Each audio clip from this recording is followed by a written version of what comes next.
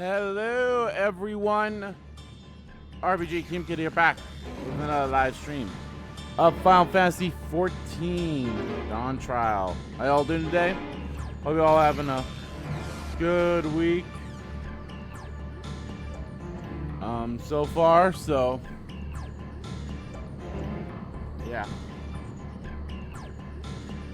my week's been it's kind of been rough. Work's been work. Stuff wasn't working for some days. Stuff just going cuckoo. What else? Oh shit, man. But yeah.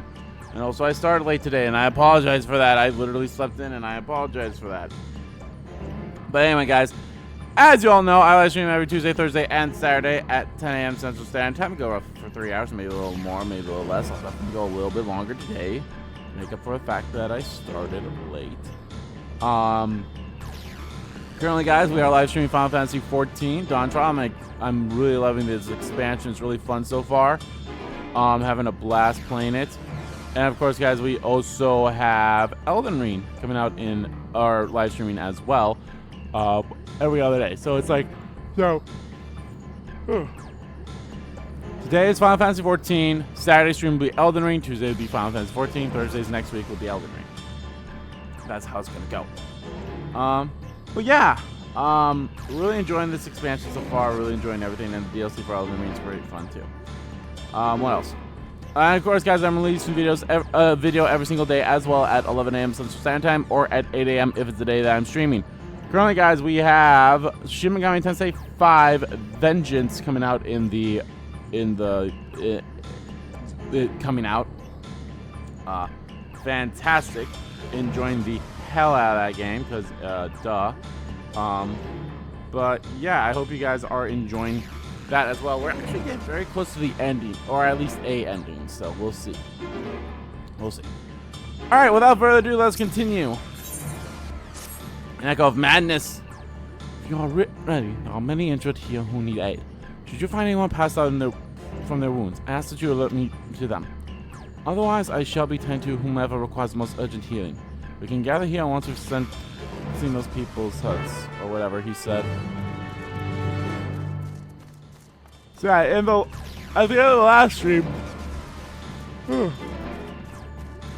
after we climbed the mountain to go meet our inspector dude, the dragon who they're keeping under ice here has broken free, so yay for that. I wonder if it was some means or something like that. You, the promise's protector. Everything was bathed in bright red. A searing heat enveloped my entire body. I can't move.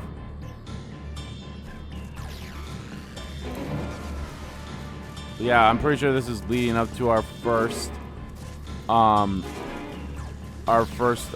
whatever it's called, where you fight, you know, just a boss with 8 people. Pretty sure that's what this is leading to.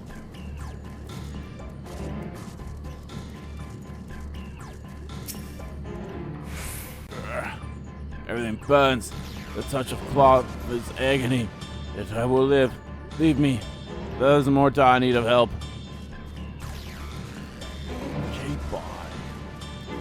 I've been watching a lot of Cider Spider.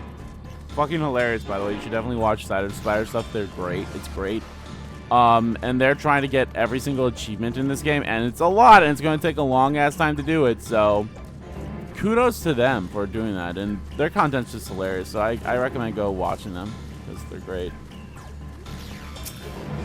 I mean, I watched some other people's, you know, Final Fantasy 14 stuff. Watched a little bit of Crystal's stuff. Watched some Shenpai's stuff. So yeah, it's all good. My wounds are nothing serious, but the stridence in my throat, it's as if all the moisture has left my body.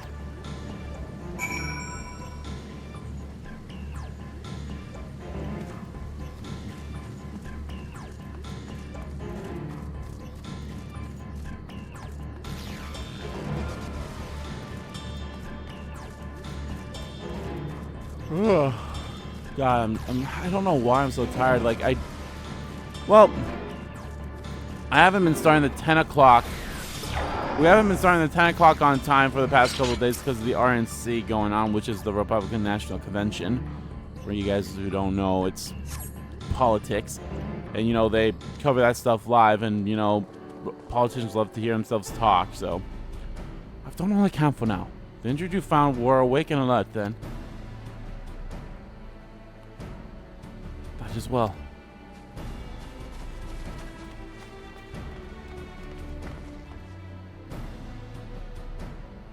We've left the injured as comfortable as we could. Many were suffering from burns to a greater or lesser degree. Did a fire sweep through the village? The details are unclear. Once I healed the giant attack by that mountain bird, the group's leader, Vorpral, I believe they call him, bade me depart. It was then that I felt an intense wave of ether and returned to find water's echo in the state. I rushed over to the first giant I saw. Though delirious with pain, he would appear the same morning. Vilgarmond has broken free. Thus did I contact you with all haste. Well, we're going to need more information than that before we can deal with the situation. Yes, we should speak with the temple guide and see what's become of the Skyrune's prison. I apologize, I got something in my throat a little bit there. I think it's tonsil stone or something.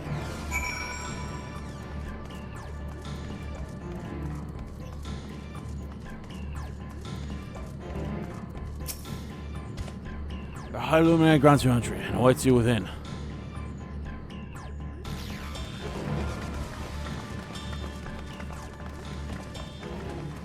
What happened? What happened? Oh!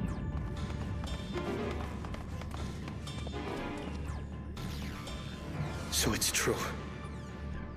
The ice has failed.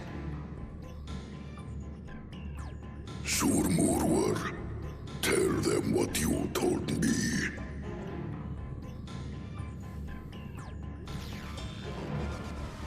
A short while ago, a I knew it. claimant paid us a visit.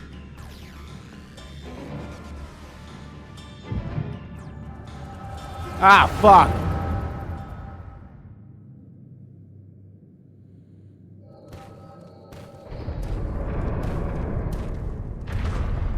Who enters this hallowed hall? Ah, a claimant. Oh. And here we have the mighty Valigarmanda. Valigarmanda. A terrifying Vitral. With every awakening, it has seared its ruinous name into the memories of a new generation.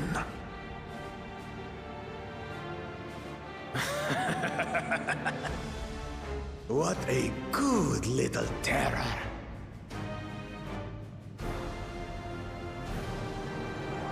You've stayed napping right up until the day I needed you. Explain yourself.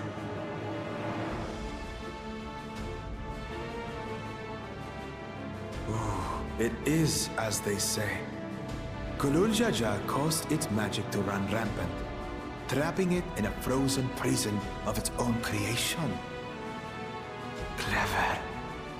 Clever. To unmake it, it would be quite tricky. 2 spells must be cast at the exact same moment. A conflagration intense enough to melt the ice, and awakening flame to rekindle the slumbering Vitral's soul. The only ones capable of such harmonious execution would be the heads of reason and resolve. And the blessed siblings, Bakul Jaja.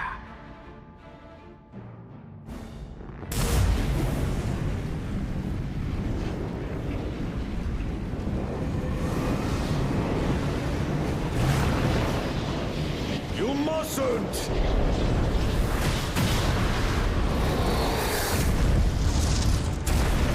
But I already have. rise and rage, little terror.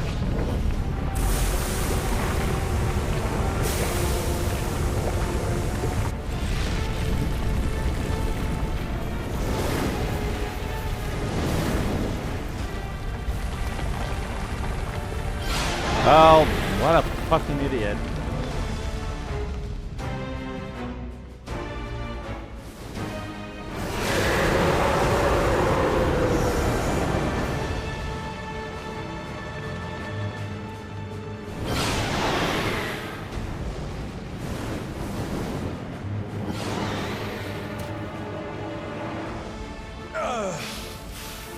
I might have overdone the fire a bit.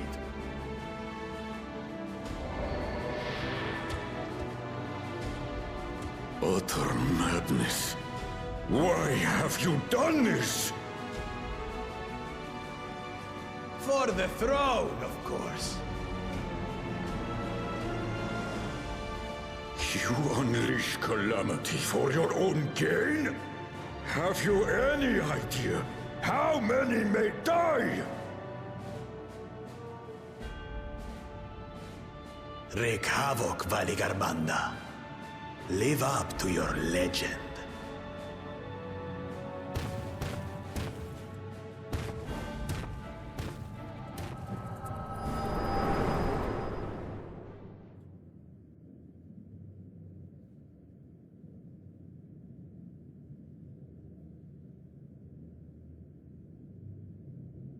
A messenger to Tuli Yolol has been dispatched. The Landsguard will send a contingent, I am sure. But there is no telling when they will arrive. That idiot! This monstrous act is a step too far, even for him!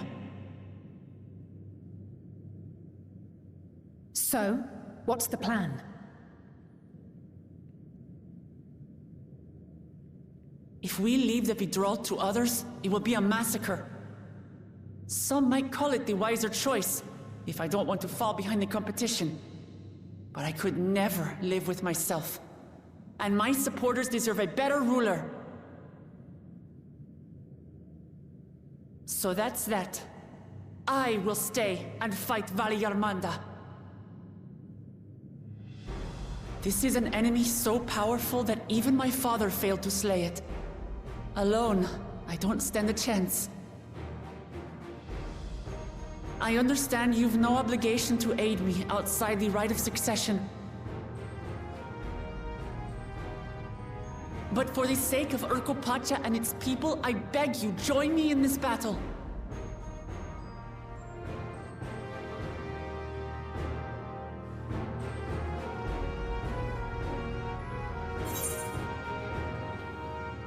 It's the kind of challenge I live for!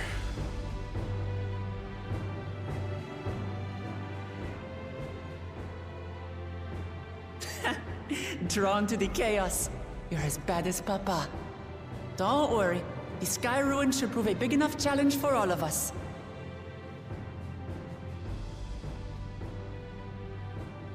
Far be it from us to abandon a dear comrade in her time of need. Dear comrades now, eh?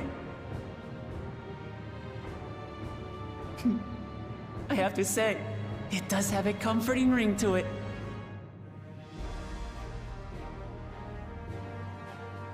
Knowing someone has your back makes it easier to do what you have to do.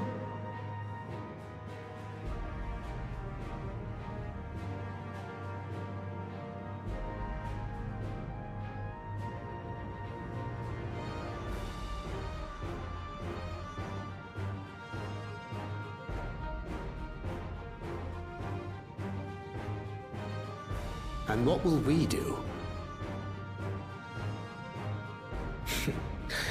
One committed to winning the contest above all else would race on ahead.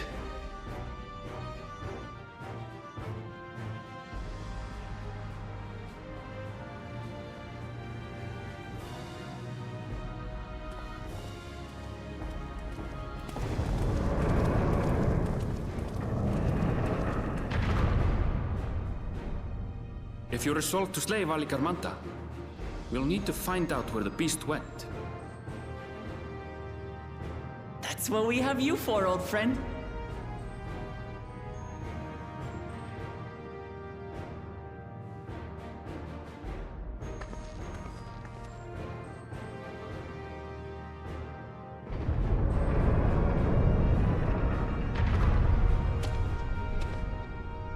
Inform the Pelu of the danger. They may need to flee to lower ground.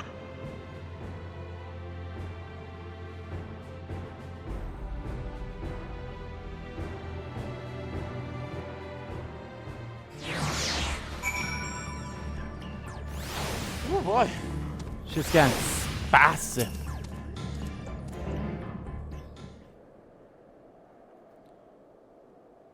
And this isn't going to be voiced, is it? So, Ernvel, any ideas on how we can track Valgarmanda? The tried and true method of comprising sightings with our other signs of passage is the most reliable, but also the most time-consuming. There's a second option, not as reliable as the first, but if we're lucky, it will let us ascertain the Sky Rune's whereabouts far more quickly. Through a Turo Vidra of extraordinary nature, Valgarmanda is still a creature of this world. Like you and me, it is thus sustained by corporal energy and possesses a unique aetherial balance, which means this device should come in handy.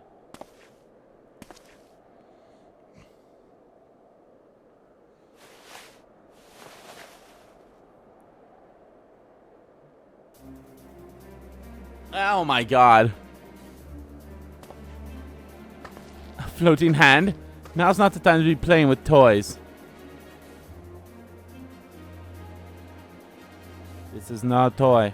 It is an Aether Seeker. As the name suggests, gleaners use it to detect the aether of living beings. And you've had it in your backpack this whole time? I can calibrate it to follow a specific ether aspect. The problem is with Valgarmanda, however, is that it can shift freely between the elements of fire, ice, or lightning.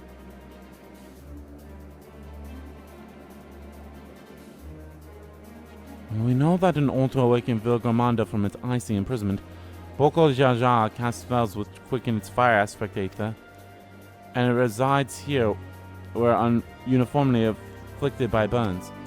Therefore, the logical conclusion is that upon breaking free, Valgarmanda unleashed a great fiery blast. And the choice is plain: fire. The Seeker, however, is not without its faults. As we are not able to input our query's unique aether signature in advance, the device will respond to any living source of fire aspect ether. So we have the reliable yet slow method of information gathering versus the potentially swift but easily misled greener tool. I say, why not pursue both methods at the same time? Good idea. We'll have the first to fall back on if the second fails. You travel with me then, Andy, in case the Seeker leads me to some other fiery thing.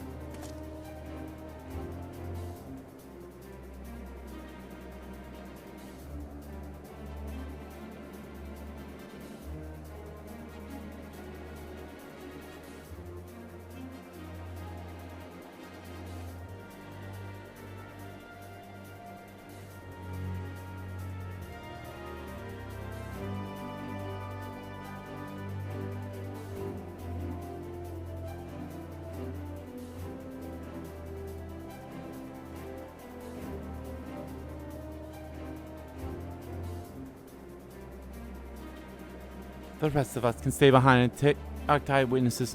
The more Skyruin signs we can compare, the more accurate our information will be. If you have no other objections, I shall remain here in the village and tend to the UQ. Very few are seriously injured, but I am wary of wounds inflicted by a creature like Valgarmanda. I should like to close at hand should their condition suddenly worsen.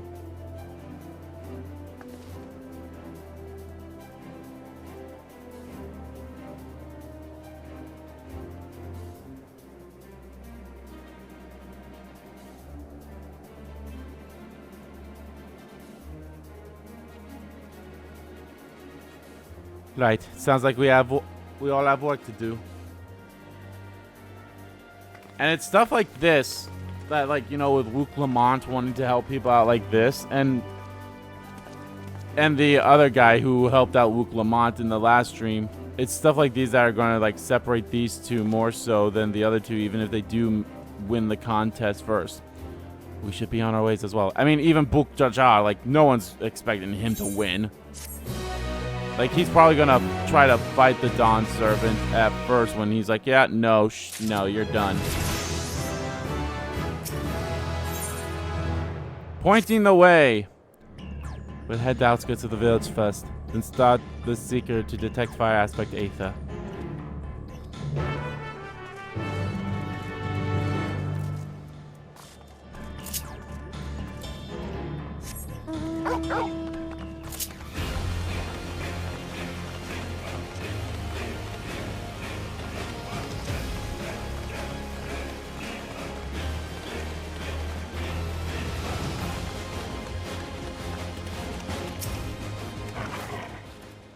Right, the Seeker's ready to go.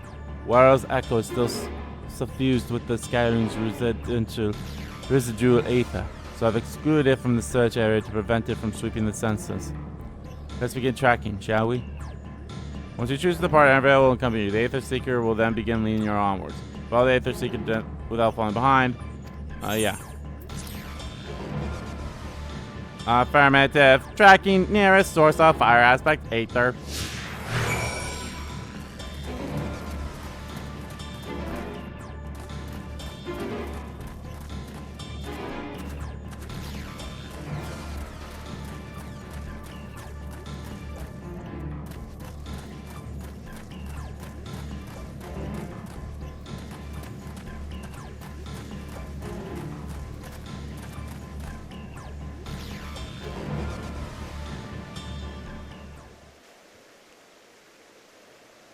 Not quite the legendary creature we were after.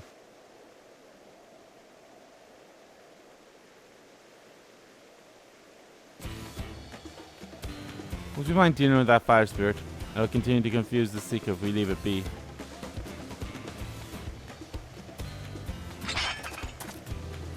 God, I wish I had a better looking axe. This axe doesn't look that great in my honest opinion.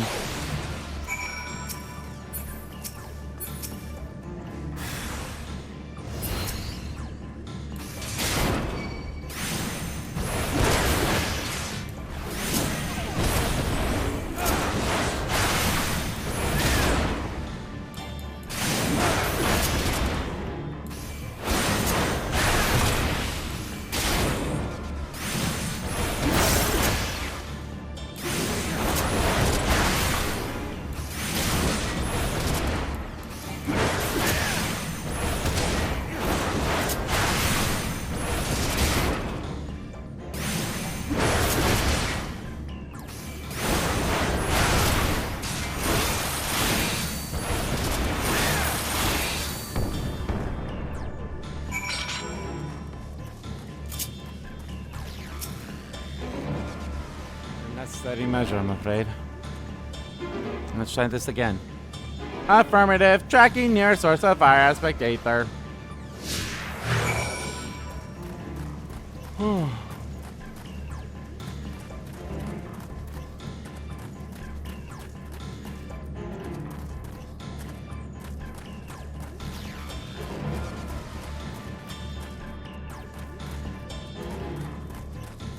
I guess our next enemy is going to be up there.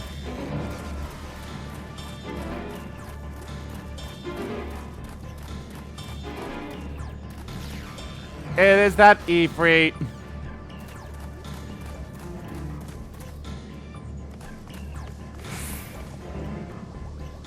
Beep, source of fire aspect Aether located. Tracking disengaged.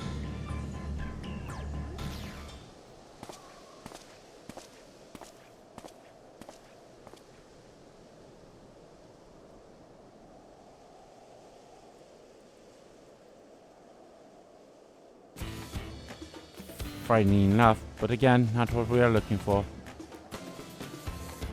If you would be so kind.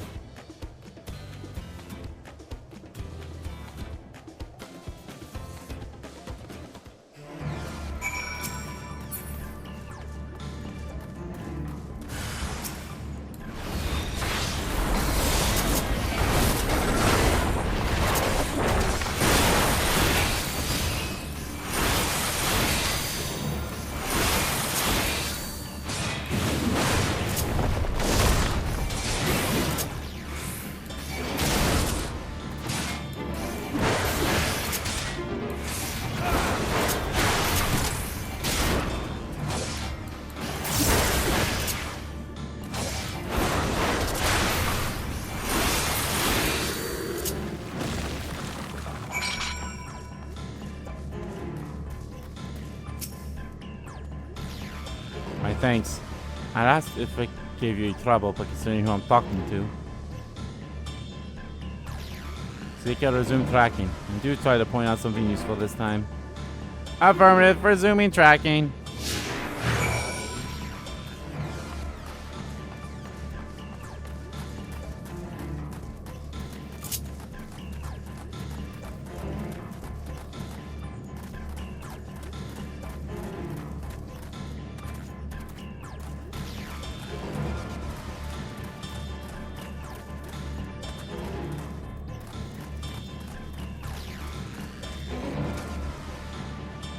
Deep source of fire, spectator located. Tracking disengaged.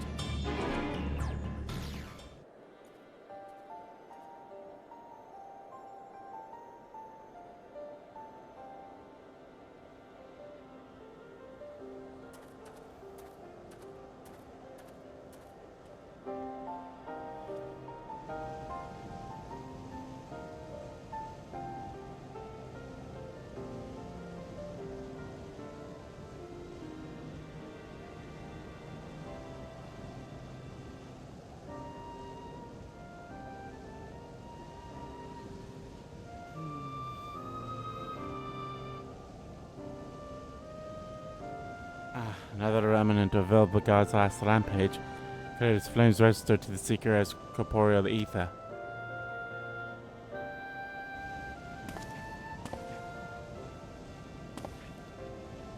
In the words of the Turorial saga, when Vilgramanda rages out of control, its fire burns forever. Its ice does not thaw, and slightly crackles without cause. Cease. Thus was the Dawn Servant able to turn the Skyrim's potential magic against itself, trapping it within an unmelting prison of ice. This is no mundane fire, but some kind of everlasting sorcery. Once again, it is a strange feeling to see physical poetry proven true. The important thing is that the fire was classified as living ether. We can feed a sample to the Seeker and greatly improve its accuracy. One moment. So it's going to take me to the dungeon to fight him? I would assume. There. Now the Seeker should ignore any etheric signature about Vilgramandes. Had I realized it was possible from the start, then you needn't have fought those creatures at all. My apologies. It seems I still have much to learn from this journey. As a gleaner and as a guide.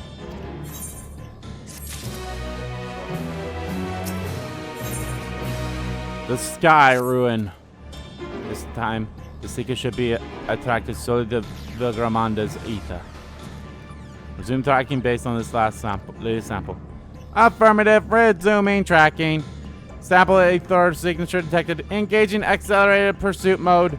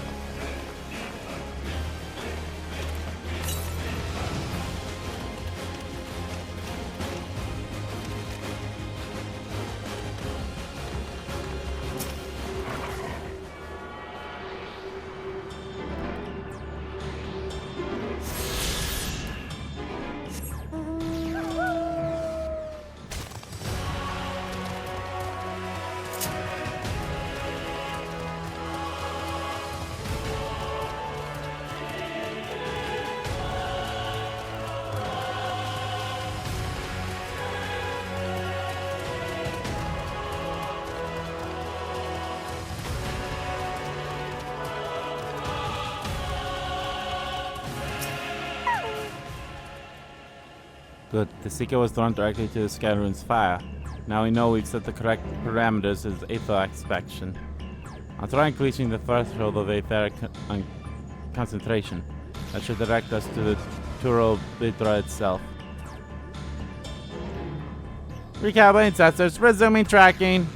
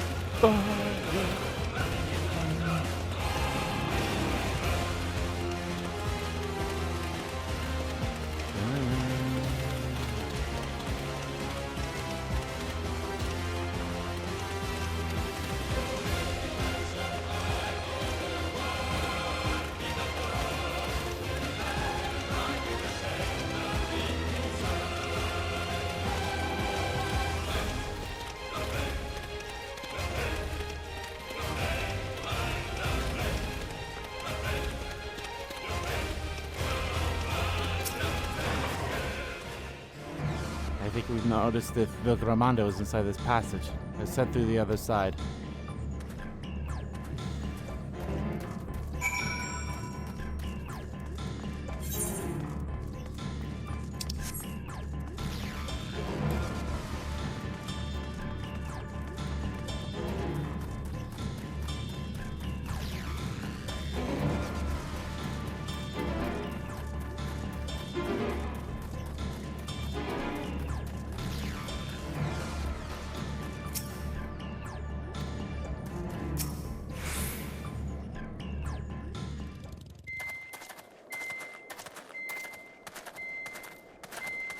The trail ends here, it seems. Oh boy. Could Valigarmanda have shifted its elemental aspect? It does have 3 to choose from, after all. In any case, I'm almost certain the Vidral was headed in the direction of Warkor Lardor. We should let the others know we have a likely location.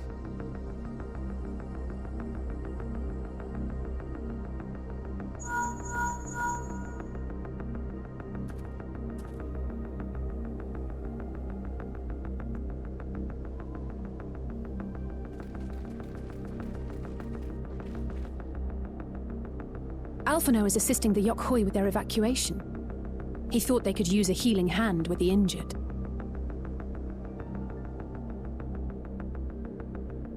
So where is Valigarmanda?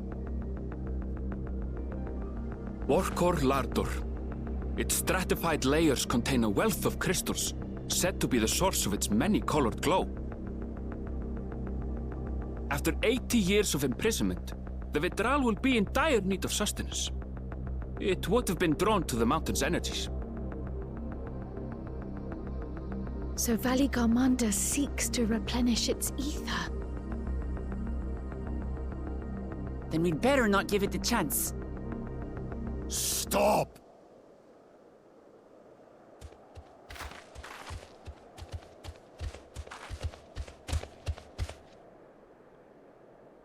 That mountain is sacred ground.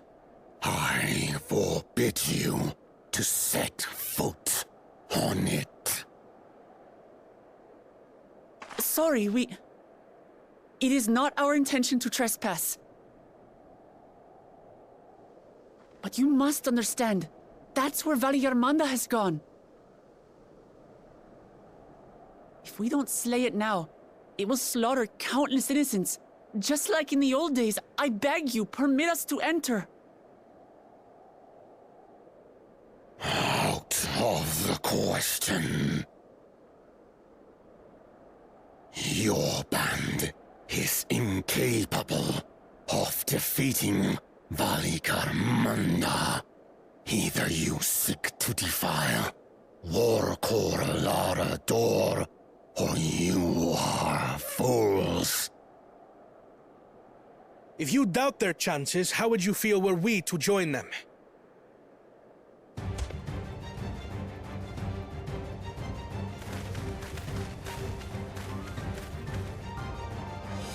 The monument to Valigarmanda's defeat bears the names of 7 heroes.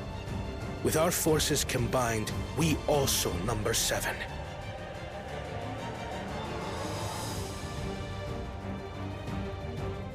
Seven weaklings are no less doomed than 4.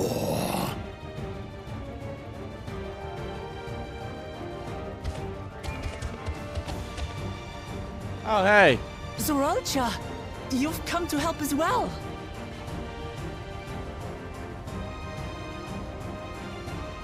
Against my sound advice. While the rest of you were tussling with this sky ruin, we might have secured an insurmountable lead. A minor delay. It will not change the contest's outcome. I would take the measure of his Tural Vidral my father was unable to kill. With both my brothers here, this battle is all but won. Your celebration is premature. I never said I would let you pass.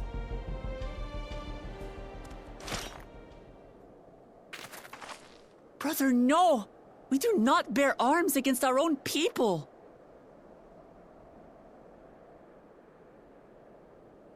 What an odd thing to say. As I recall, the inhabitants of Chir Wagur Sultan do not consider themselves members of the Tuli-Yolal nation. I'd hardly call them our own people. What does that matter? Members or not, everyone in Tural is part of our dream for peace. If you would hurt them, then you'll have to go through me.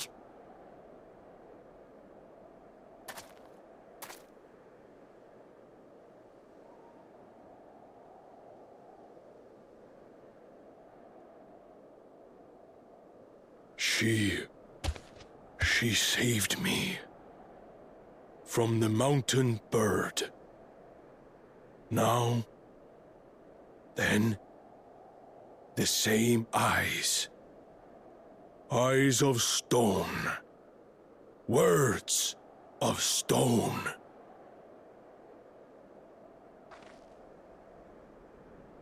We are still in her debt. This is true.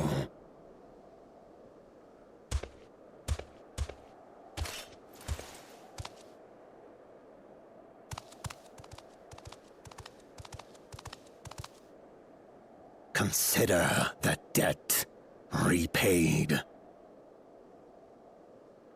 But do not misunderstand. We do not submit to Tuli-Yolan rule. Aye, you've made your point. We can talk more once the contest is over.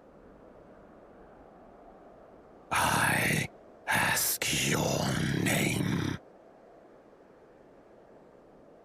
Wuk Lamat, protector of peace, and soon-to-be Dawn servant.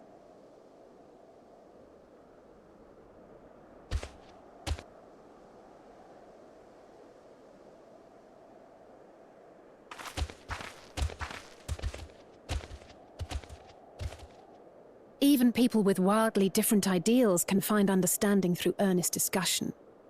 I believe that, wholeheartedly. As do I. I won't give up until we reach a compromise.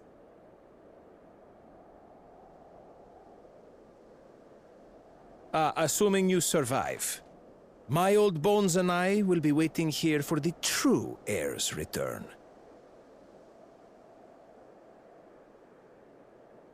Your thoughts have always been a mystery to me, brother. But I'm relieved to see you put aside the contest for the sake of the greater good. Our nation is a fortress, and its people the bricks with which it is built. The more that are lost or broken, the weaker Tuli-Yolal becomes. Even the crudest rock has value as a stepping stone.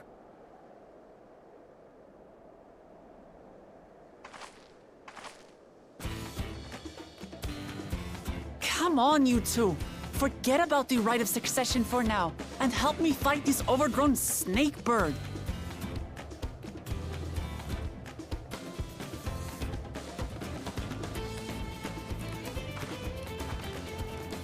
I don't care how strong the Sky Ruin may be. We're going to put this menace down for good.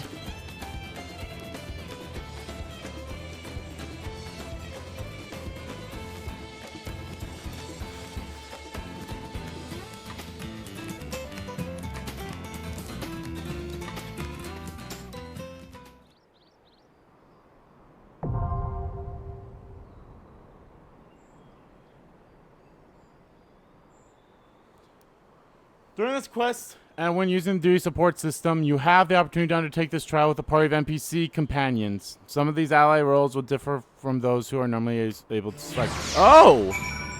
So I'm able to do a trust system with this?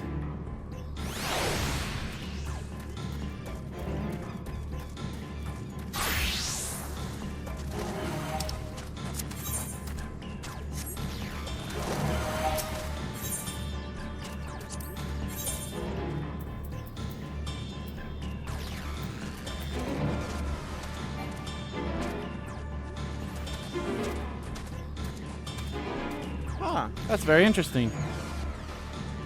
So Zaljar is a viper, which makes sense.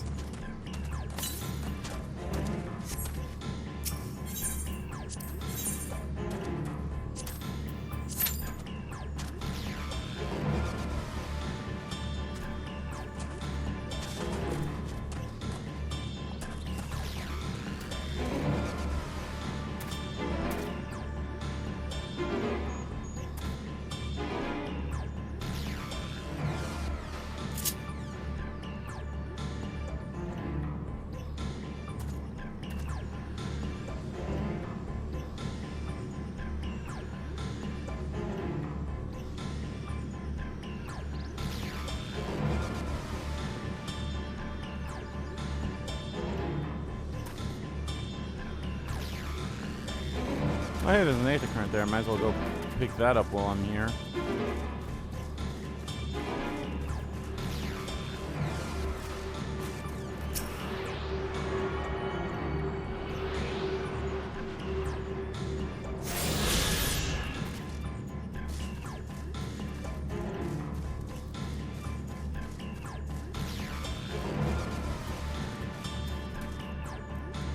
I'll give it until the 5-minute mark.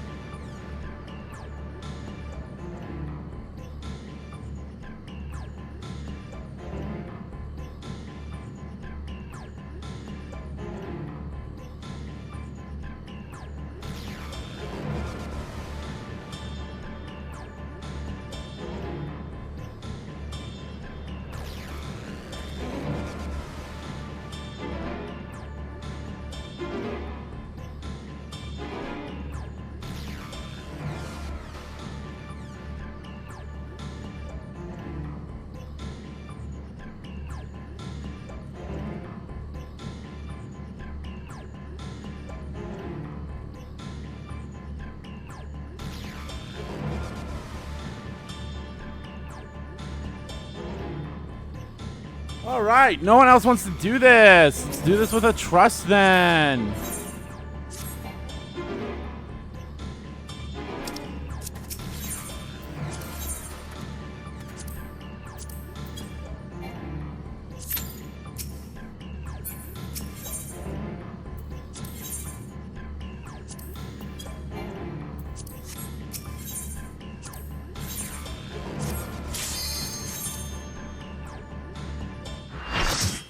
I don't get it.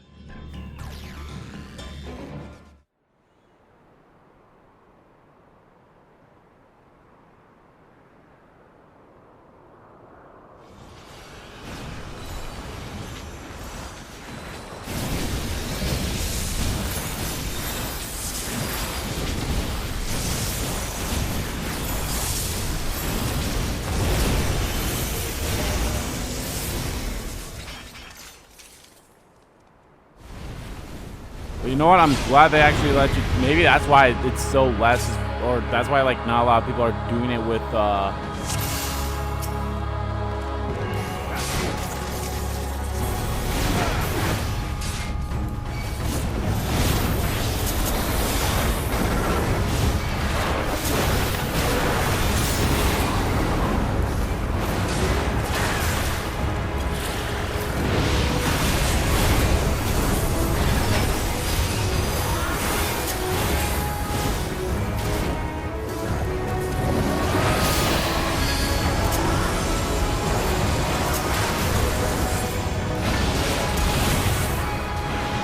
I mean, it is. I'll say this is also a good way to learn mechanics. I'll say that.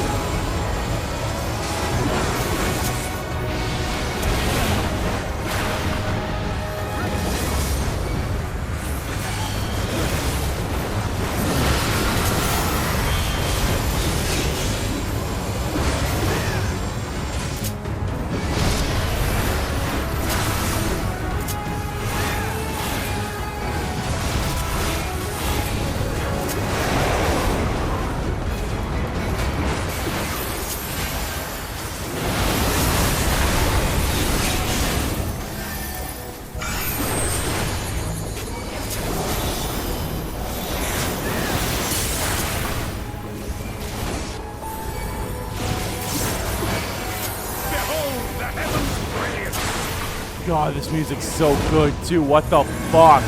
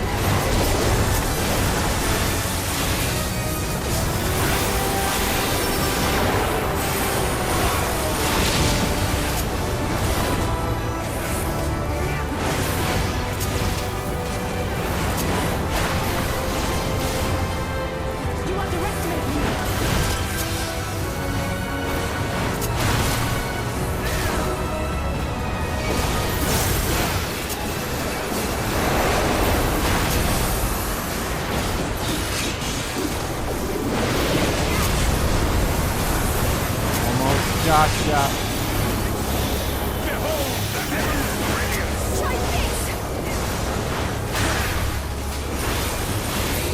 Gotcha, bitch.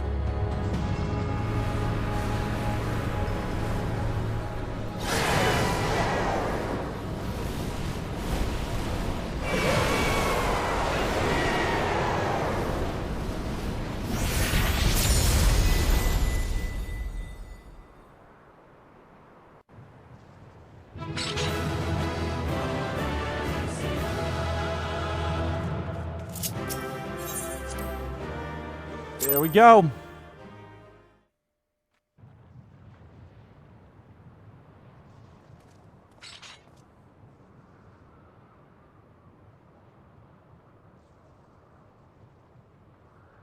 We did it. We slew Valigarmanda. A feat that even the great Gulul Chacha couldn't manage.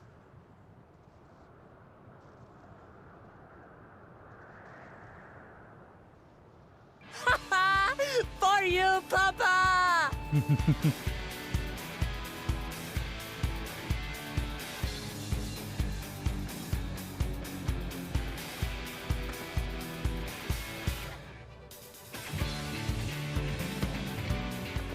There's no denying it was an impressive achievement, but I wouldn't be so quick to claim we've outdone Father.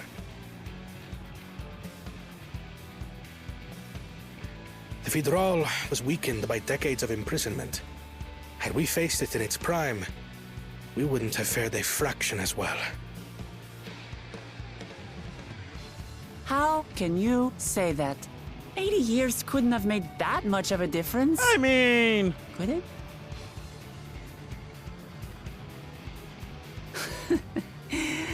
Oh, who am I kidding? Papa's still the best.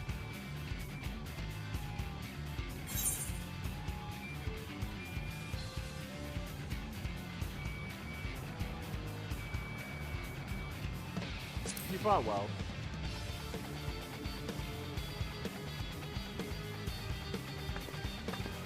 I did, didn't I? Even if it wasn't at full strength, we defeated a living legend. I swear, I'll surpass the old man one day.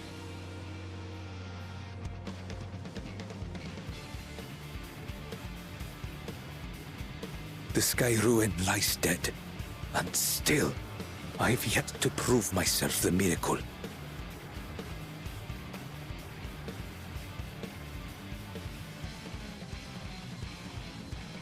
Well, I suppose we should head back and join Erenville. We did leave him with only Sarelja for company.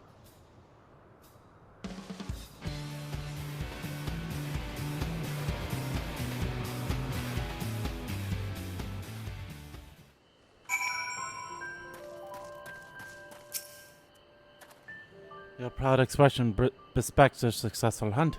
Not that I'm surprised in the least. Sarelja came back earlier, but left almost immediately with Seljar in tow. He seemed disinclined to share in any victory celebrations. That's nothing unusual for Zarjar. No, it's Bokol Jar Jar that concerns me. He's probably far ahead now, making the most of the mayhem he caused. Still can't believe he did something so evil just to slow us down. If we hadn't slain Vilgramanda, it wasn't only Urkopaka at risk. There would have been deaths across the entire continent. More so than ever, that Bokol Jar Jar cannot be allowed to rule. I have to catch him and take back my keystone. I mean, yeah, I'm pretty sure he's also missing the keystone from here. Joachim must still be anxious, wondering where and when Vilgramanda will strike again. I suggest we hurry back and allay the fears. Often known as well, I should think. Yes, you're right. We shouldn't let them worry another moment.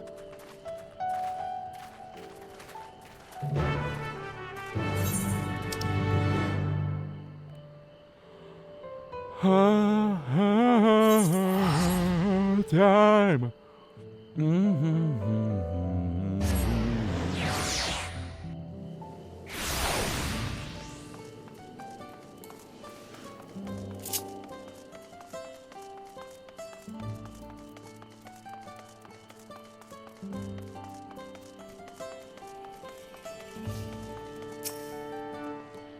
before we do anything else, we should talk to Gufarilla.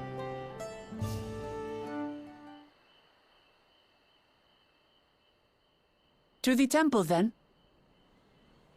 That won't be necessary, heroes of the hour.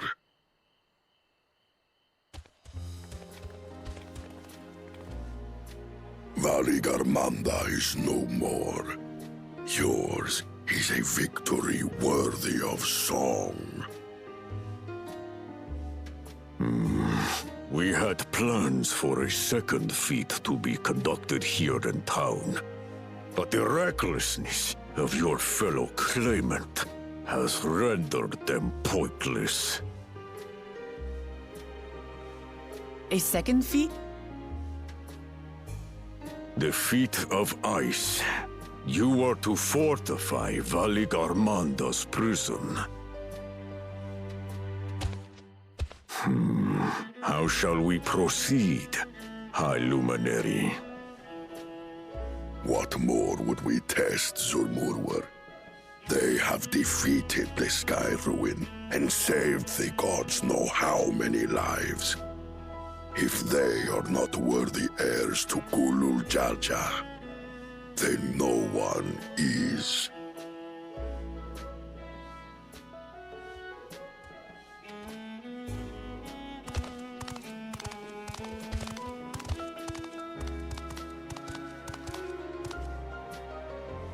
Now that our last claimant has arrived, we can proceed with the formalities. For the skill and bravery the three of you have shown, I award you each a second keystone.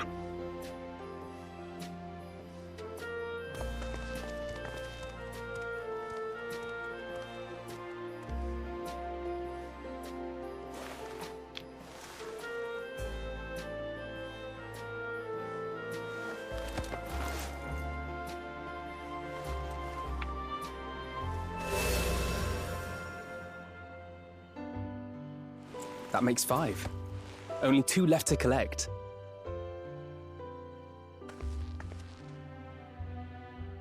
Except that one of those 5 is in Bakul Jaja's thieving hands. He will answer for that. And for losing Valigarmanda.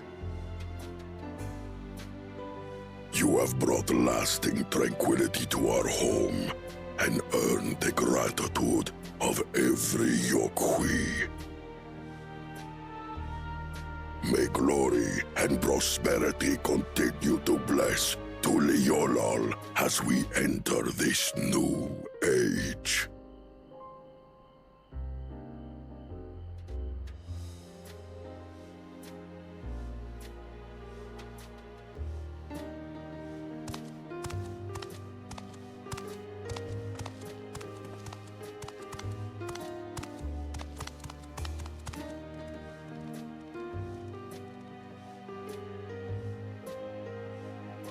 Was never much of a talker, our brother.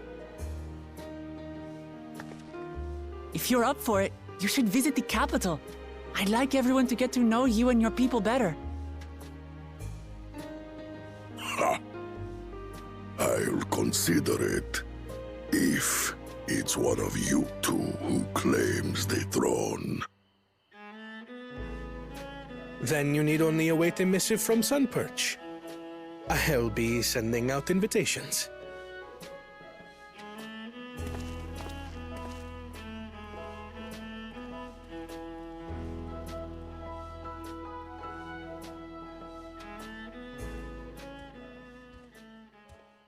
Today is a day for unusual visitors.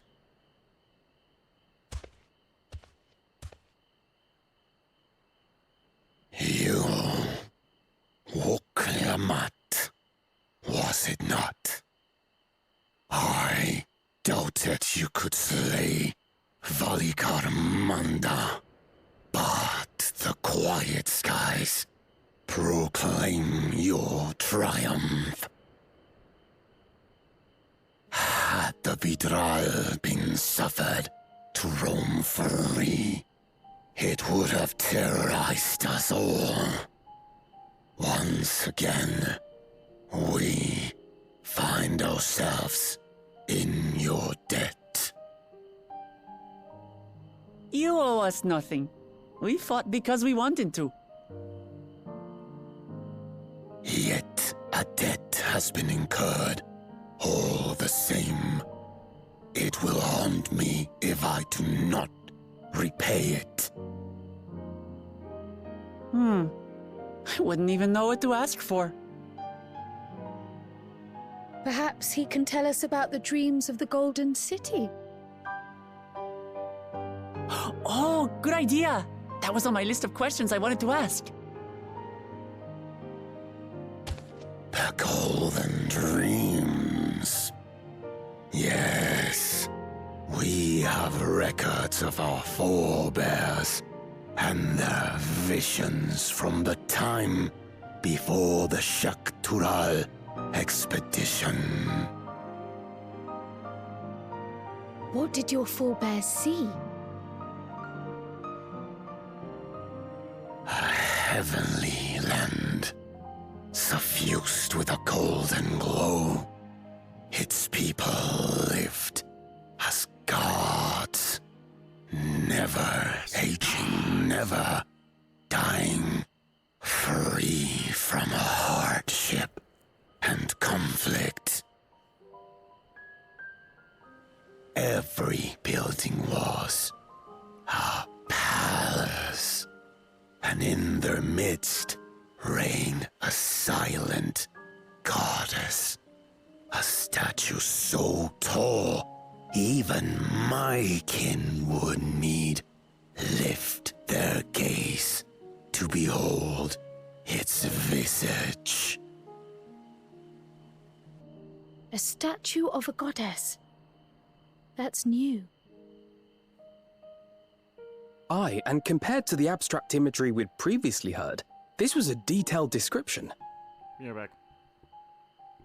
The dreamers were consumed by their visions, compelled to seek out the paradise they'd been shown.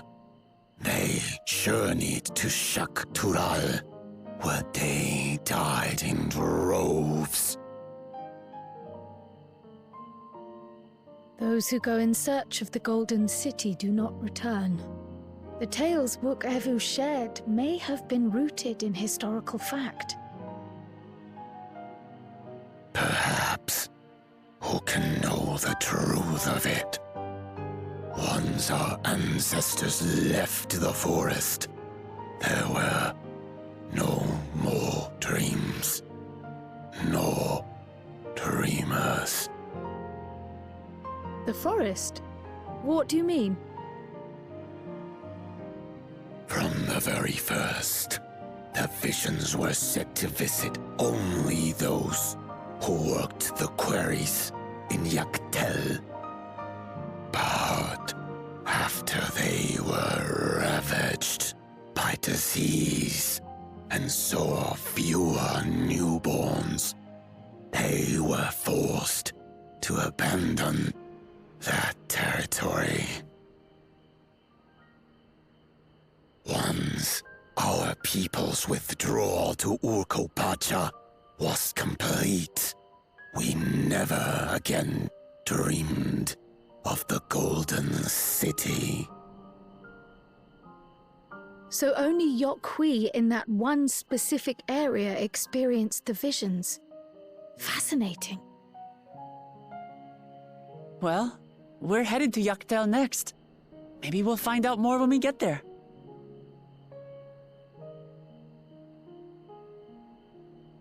Thank you for sharing your stories with us.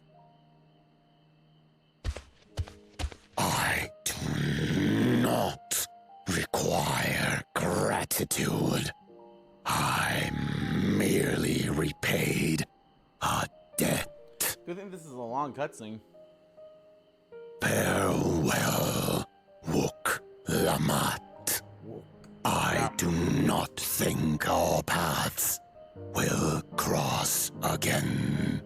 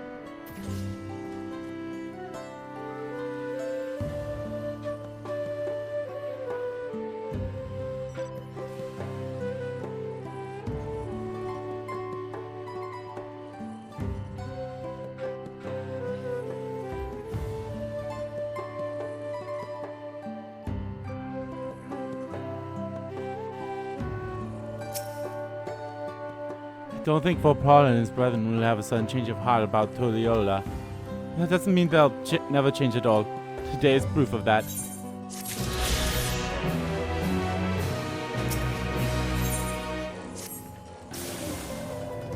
I think it's time we return to Tulliola. After scaling Toral's tallest mountain and battling legendary beasts to the death, even dauntless heroes like you could possibly use a rest. In any case, there are preparations to be made before we can visit the next destination laid out in the saga. The respite would be most welcome. I believe I hear the 4 odd comments calling our names.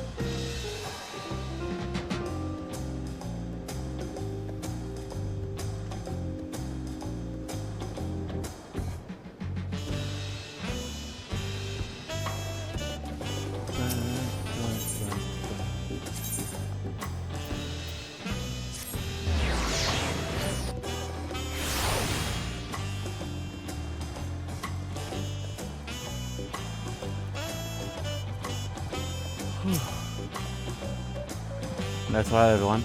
We can meet back here later on.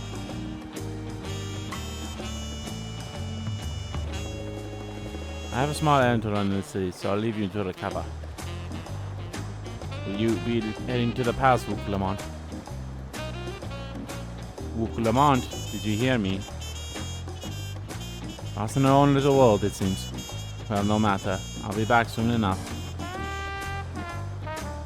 Lieutenant's standing by to unlock your cabin. Enjoy your stay.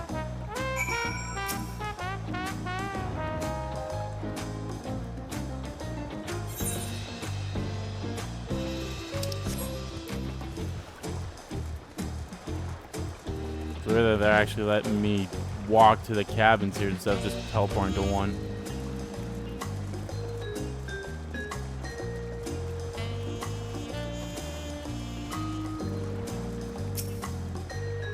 Welcome back, Master Gold.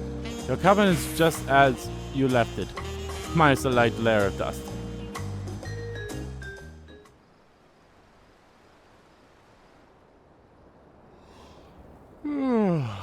Yes.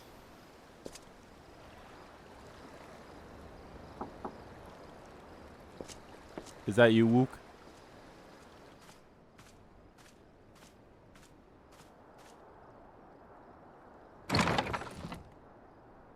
You have a moment? Yeah. For my bestie, of course.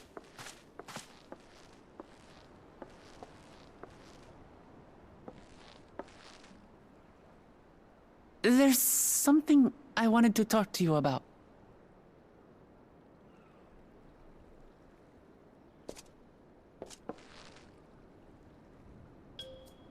So,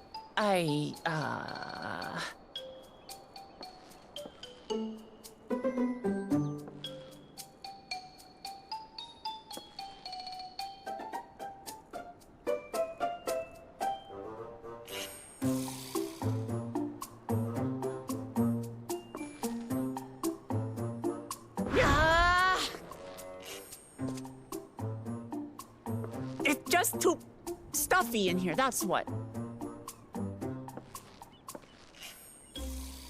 We should go outside. I A nice walk in the fresh air. That's what we need.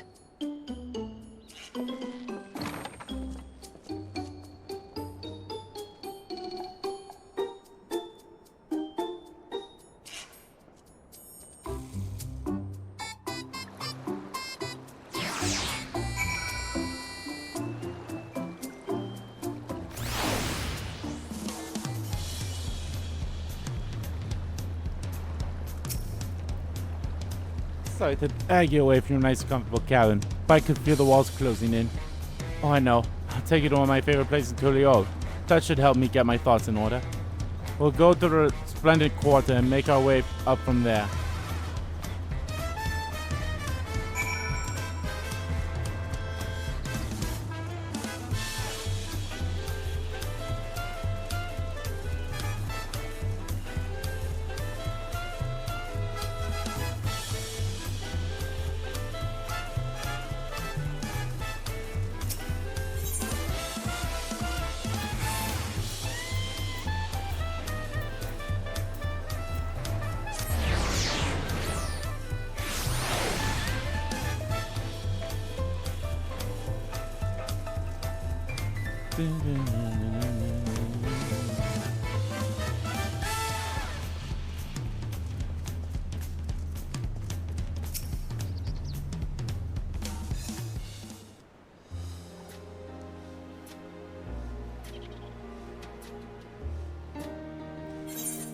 Peshawar, what are you doing up and about?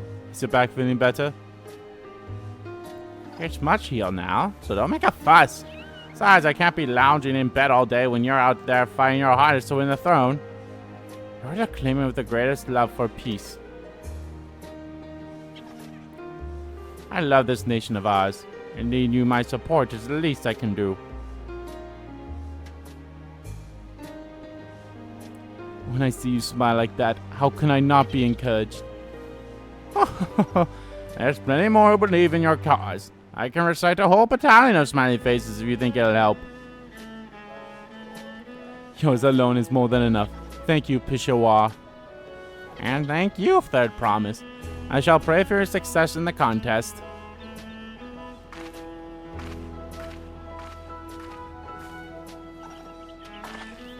Oh, those smiling faces.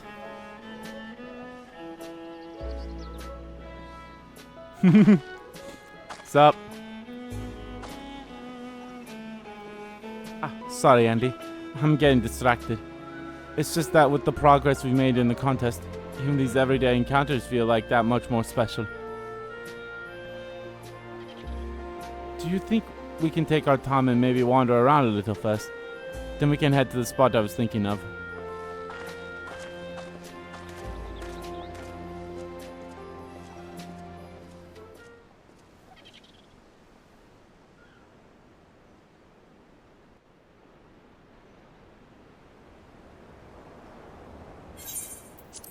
I think it's going to be voiced now. At least it should be. Ooh, this is a lovely spot.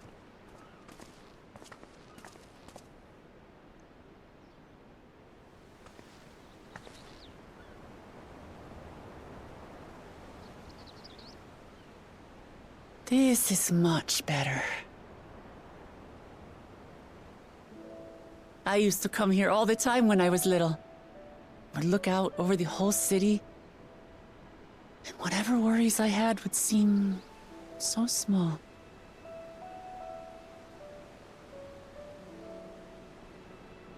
Do you remember what I said at the top of War Zormor? That I would fight to preserve Papa's peaceful Tural?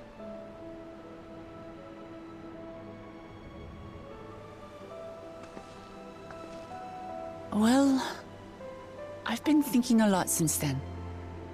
About what peace really means. If it's just the absence of war. And it brought to mind all the best parts of our journey so far.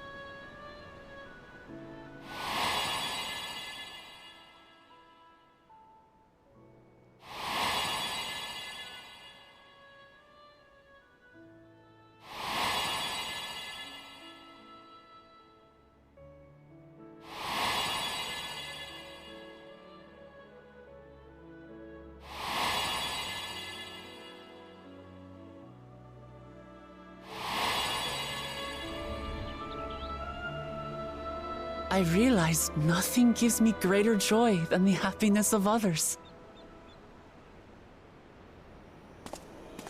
Life has its ups and downs, but the company of family and friends and the music of their laughter is what makes it worth living. And as silly as it might sound, I've come to believe that those smiling faces are the best measure of peace.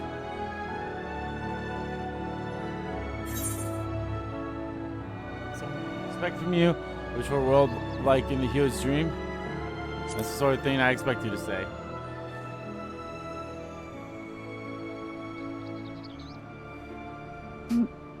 Really? I feel proud somehow. It's an answer I arrived at by trying to be true to myself. That you think I succeeded, it means a lot. So, this is my plan.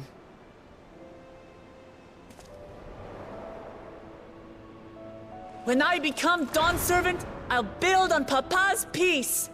Our people will live together in happiness.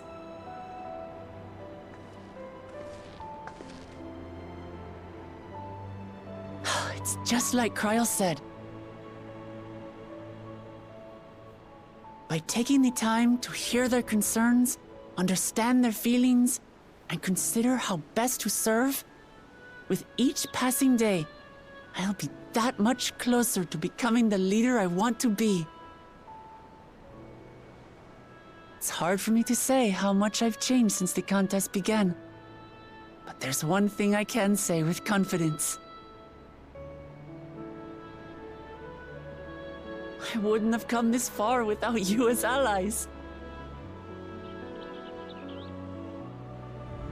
If it wasn't for you all listening and feeling and thinking along with me, I would have never learned so much, and in so short a time.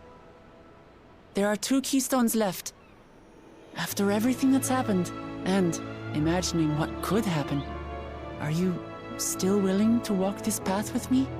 Hell yeah.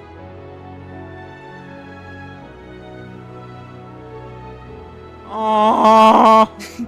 Thank the gods for that. Well, I've nothing else to get off my chest. I need to head to the palace, but I'll see you back at the caverns.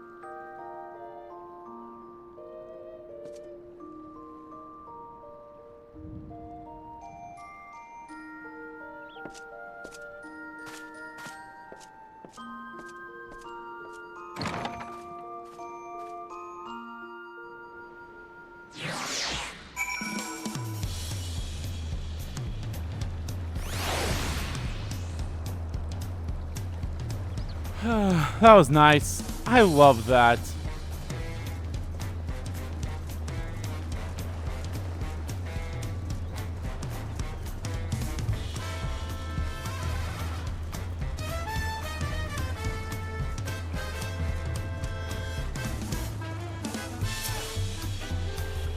You're good in spirit. I assume your leisure time was spent well. I was glad to snatch some quality sleep myself. After all, it'll soon be back to the road for us.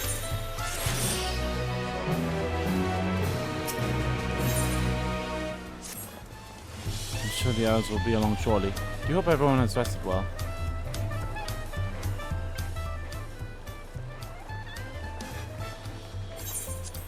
Now we got about half time left, so we'll make the most of it. Now that we have refreshed ourselves somewhat, let us consider all claimants as they currently stand.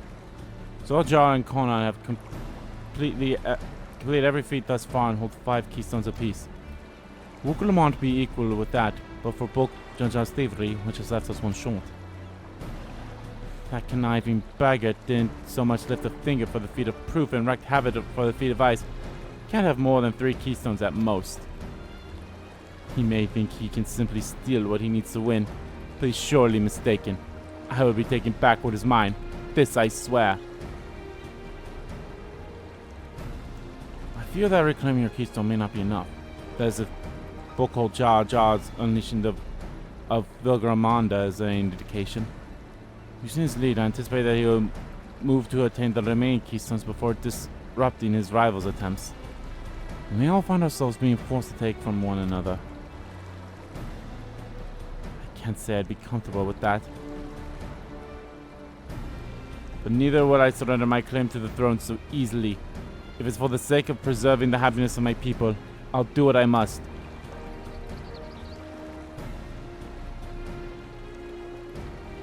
The last 2 keystones we require are those of the Lay of Respect and the Lay of the Brotherhood.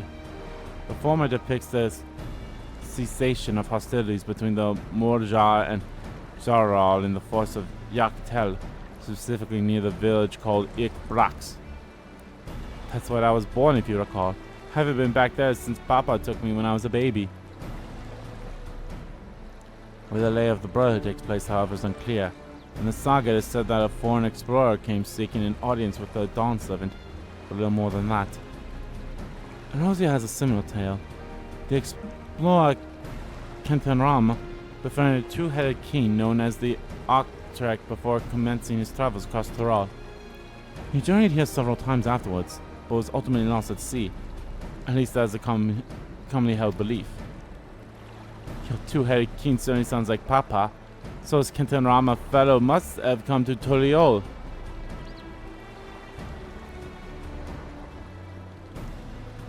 But if he indeed arrived so many years ago, the capital may not have been built yet. The stage of Yokio architecture notwithstanding. Wait, you said Atrak, didn't you? Then Kentenrama must have met with the Dawn Servant in Mamok. Mamuk? Is that a city? One of the grandest in Toral, once upon a time, and the seat of the Umal Jarl's homeland. It too lies in Yaktel, not far from Ikbrax. Then all things considering, Yaktel seems the obvious choice for our next destination. From here, the safest method of travel is by dirigible. We would make for the landing once our preparations are complete.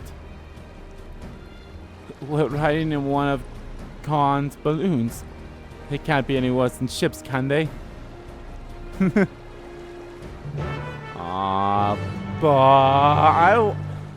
I love Wuk Lamat so much. Anyone who doesn't like Wuk Lamat is a fucking fool.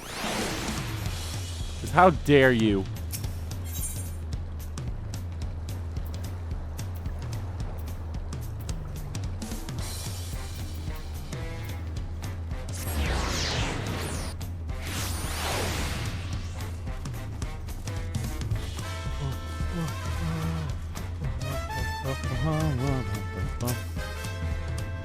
Next flight to Yoktel will be leaving shortly. Passengers are asked to keep hands, legs, and luggage inside the dirigible at all times.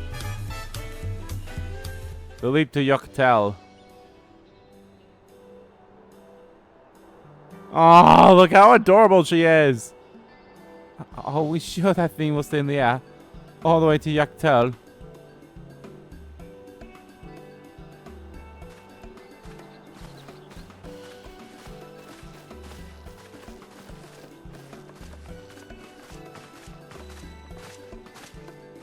Are you ready? Bags packed and goodbye said. There's no going back once we left off. Not that I'm nervous or anything. I'm just making sure that you're not nervous. Aww. Oh, who am I kidding? My knees won't stop shaking. Hey, will you hold my hand? Just until I've settled my nerves. Yes! Oh my god. Yes! Of course. The nicest person I've ever met, Andy. I'll try not to crush your hand. My hand's pretty strong. There she is. The promise. Wait a moment. My balloon Tobly. Of course, of course. I'll wait as long as you need.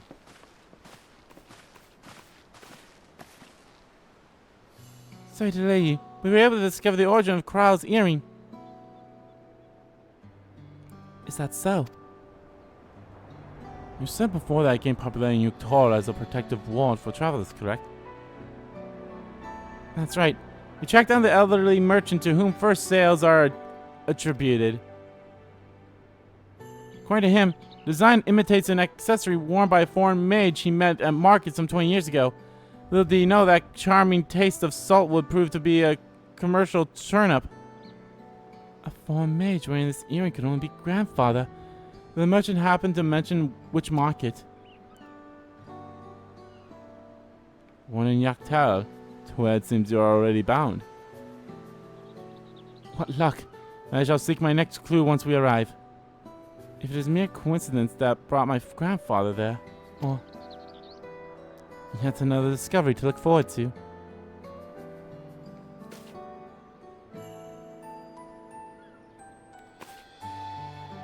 Thank you both for coming all this way. Thank you for the third promise. Good luck with the rest of the rite. Thanks. I won't let you down. I've just got to board the third dirigible and I'm as good as there. Last call for passengers to Yaktal.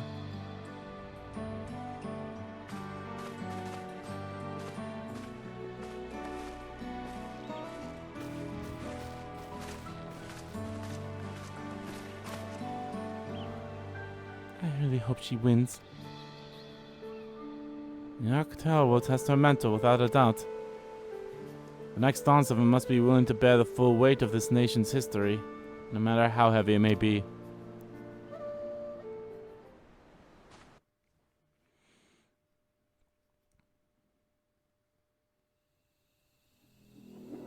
Ooh. The fierce Shepral hunters who laid claim to this land call it the Azure Forest, Yaktel. Battered by meteors in ancient times and colored mesmerizing shades of blue and green by nature, it is easy to understand why the place is so named.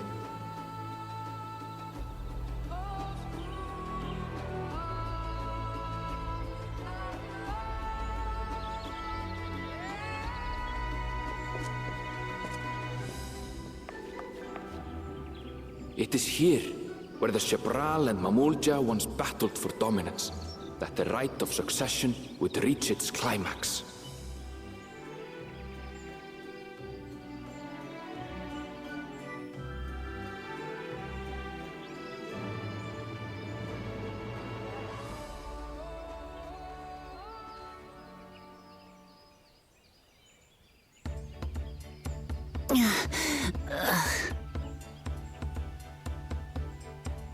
Are you all right? I've never been good with heights.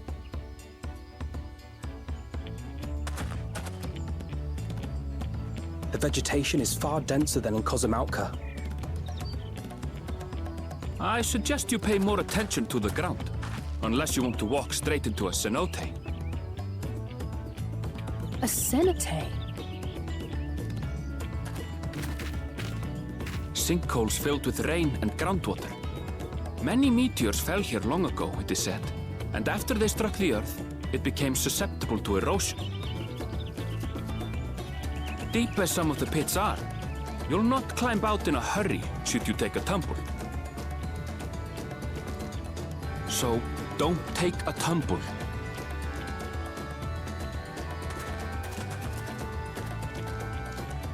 It was one time. Is the Shabral community depicted in the Lay of Repast close by? Aye. We need but follow the path a short way west. Right. I can't stand here with my knees knocking forever. Let's get going.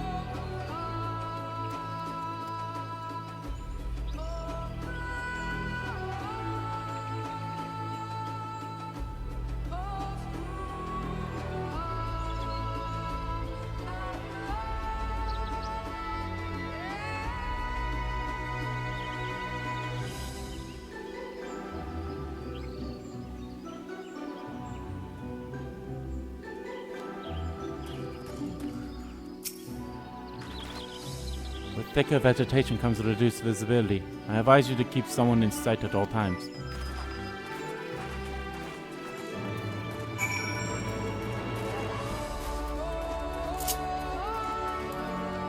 Oh, the music for this is wonderful.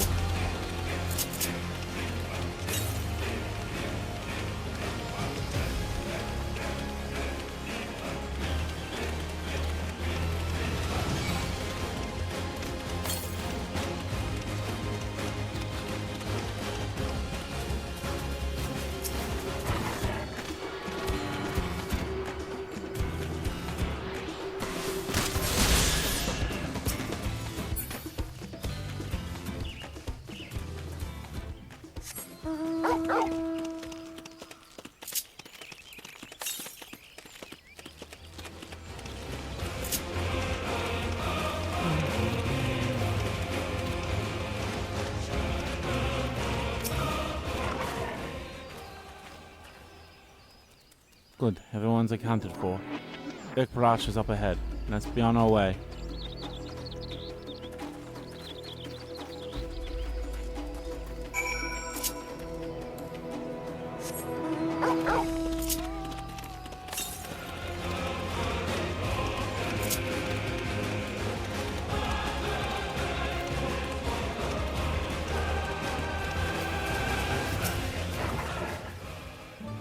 I don't know, it's not exaggerating about the Kentons. It would be a grueling ordeal to climb out of one. But thankfully we made it here without incident. Let's not dally any longer.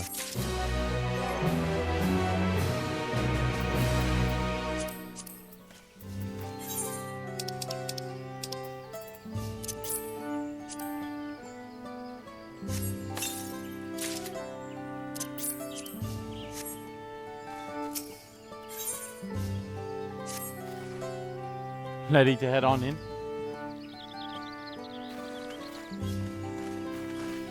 Trying to find the flame, trying to find the flame.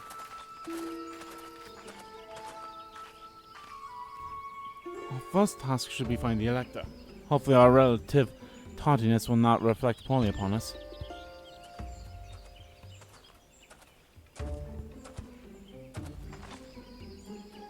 The third promise and a retinue, I presume. You presume right. I seek the dance of its Elector. Then come and join us in the Garden of the Stars at the village center. Everyone's waiting for you.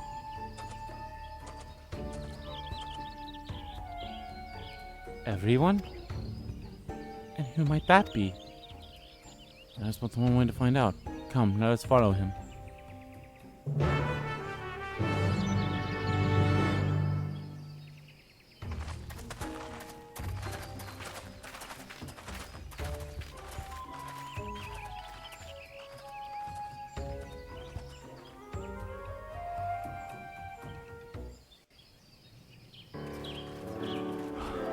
Oh, everyone else is here.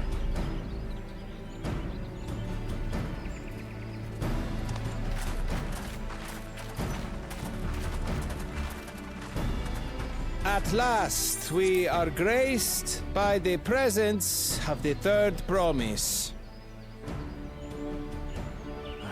If I'd known we'd be waiting on your mangy hide, I wouldn't have bothered with Valigarmanda in the first place.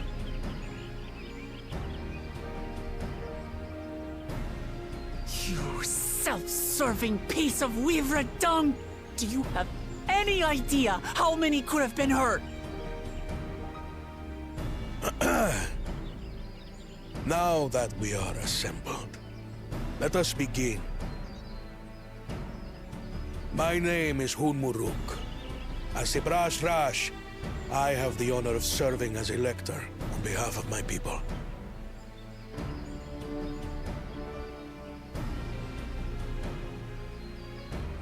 As all 4 claimants must be present for this feat, we have eagerly awaited your arrival.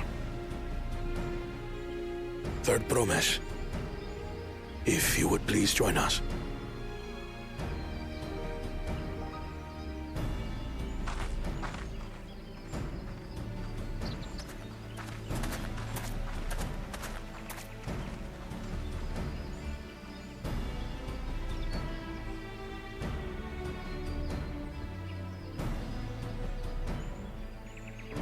Thus far, you have faced each other as rivals.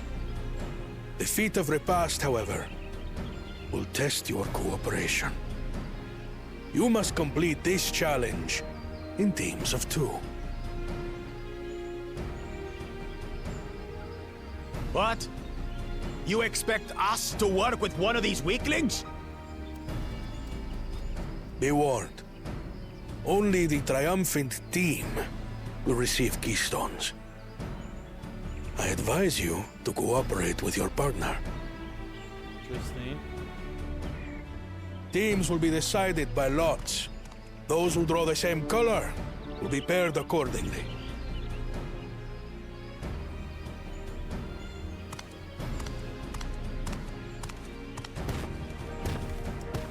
We're probably going to be paired up with Bulk Jar Jar, aren't we?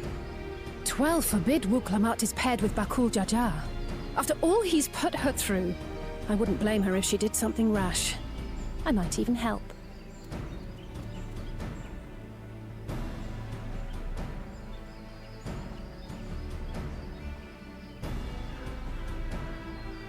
Claimants, please present your colors. I have red. Blue. On separate teams, then. And the rest? Oh, okay, well that's good. Which means... Together again, as fate would have it. I think it would have been interesting if we actually paired with the other guy, with, you know, the other brother. Victory's as good as ours. But... With our claimants thus paired, so too is their opposition.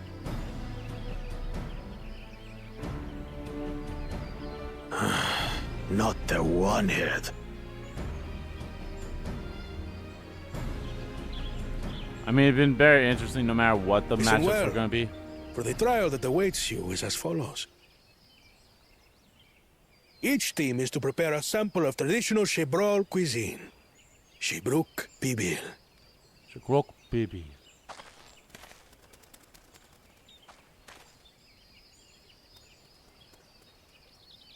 And now we must cook. Another ludicrous feat.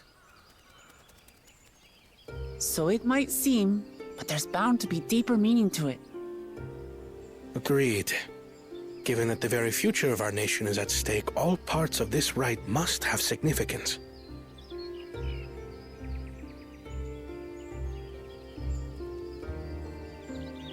Our promises have grown rather promising, wouldn't you say? Indeed. If I were to guess at the significance of the feat, few things reflect the history and development of a culture so clearly as its culinary traditions. The variety of stewed dishes in Garlean cuisine bespeaks their agricultural roots and cold climes, true.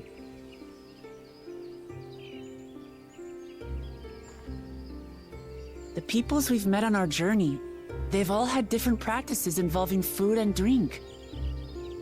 The Hanu replenish their magical energies with reeds, while the Pelu have turned their fondness of beverages into a living. So basically, to know a people's cuisine is to know something of their ways. With each feat, we have deepened our familiarity with a given community's history and culture.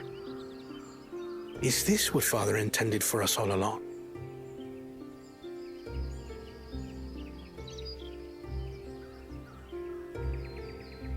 But a leader with his vision must see that the past doesn't hold the answers we need.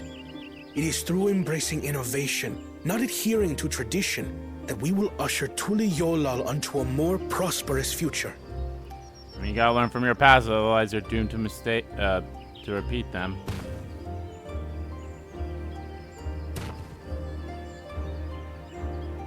The rules are simple. The first team to prepare and partake of satisfactory Shibruk Bivir will be deemed victorious. You will be judged by your sample's taste and appearance, as well as your adherence to appropriate cooking techniques. Kitchens have been made available for your use. Note that you may be asked to retry should your dish fail to pass muster. Let the feat of repast begin.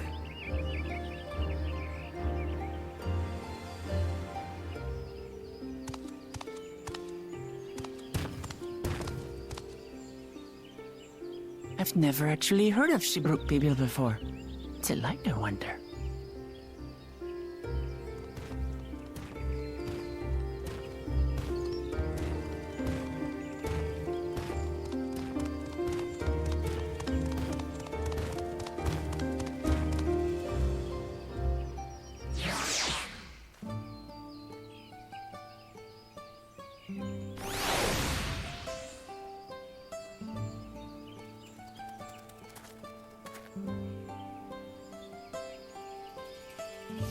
Alrighty.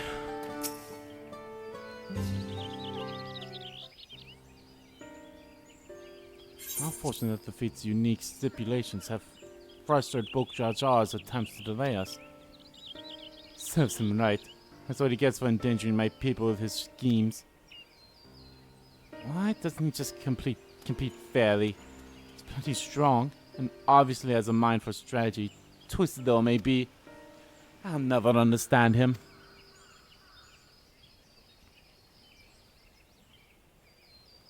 Putting aside our competition for the moment, let me express how glad I am of this opportunity to work together. As I see our team's possesses a distinct advantage. Of course we do. Any team I'm on is bound to succeed. Precisely.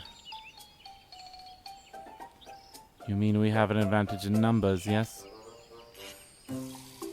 Our competition is a team of 6. The 2 claimants, Shell Jar and Buko Jar's lackeys. Whereas we are a team of 9, there's 3 more people we can mobilize. With the task suitably delegated, it should be a brisk affair to learn the recipe and assemble necessary ingredients. Too easy. Well, we mustn't be overconfident. At least we make a careless mistake that could have been easily avoided. Our first order of business should be determining the recipe for Shibruk Bibil. We can hardly gather ingredients for a dish we know nothing about. Given the nature of this feat, asking for answers directly may prove less effective than simply observing the daily habits of the Jarbal people. Let's gather here once we have seen what clues this village has to offer. I love this music. This goofy music.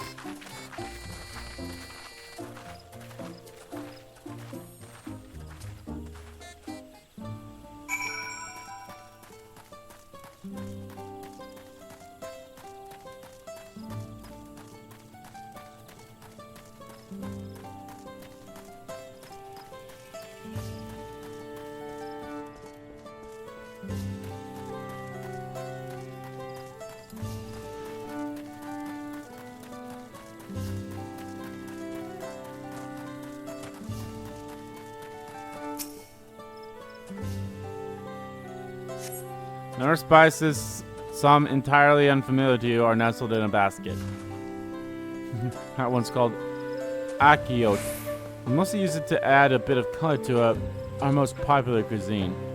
But its medicinal benefits are significant as well.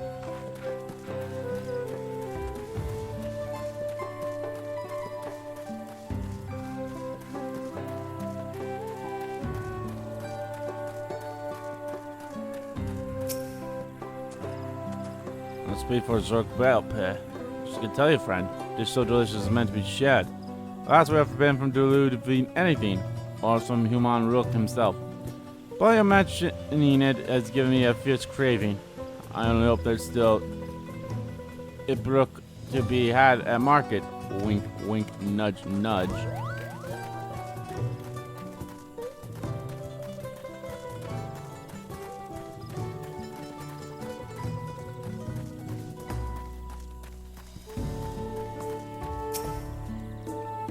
We ought to cut our losses ahead of Mamuk. This feat is nothing but a fool's errand. You're the fool if you think we won't tan our hides for love if we dare to return without enough keystones. Besides, we've taken from the house sketch before.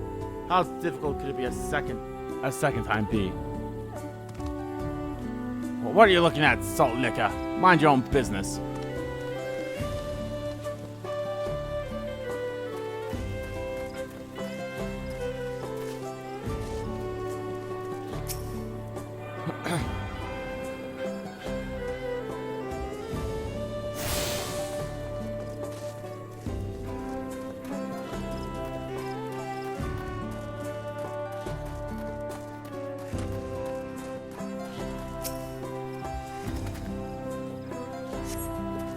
The usually colored banana peel has been neatly arranged on the ground, which appears to be smoky. Oh no, it appears I've gone and dropped my nodule. Charred teacup banana peel. I could barely see it for all its stems issuing from my underground oven. There's nothing like enjoying taste of banana while you use the leaves for your cooking.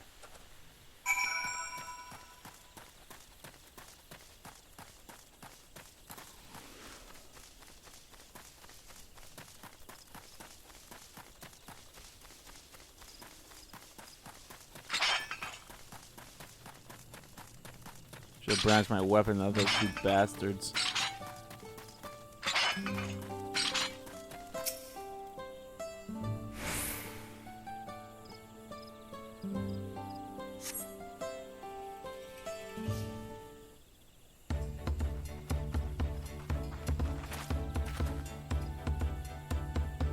Sorry, I'm back. What did we discover about Ixberg Pipli? You know the prediction. The villagers were prevented from educating us directly. However, many were still preparing it as one might a sample dish, and observation of their techniques yield clues enough. A lady blending local herbs and spices was only too happy to describe the ones I didn't recognize, neither confirming nor denying in relation to Ixberg Pipli. But one in particular she attributed to all common Sabal dishes. Akiote, she called it. Akiot? See, then, if Ixberg Pipli is indeed a dish as ubiquitous as Albion claims, they have confirmed the first ingredient. Meanwhile, I did observe a cook bearing funnels wrapped in leaves of najor or banana in certain localities. It would seem the use of subterranean ovens is commonplace. I saw the same. I think we all know what's inside those bundles then, don't you?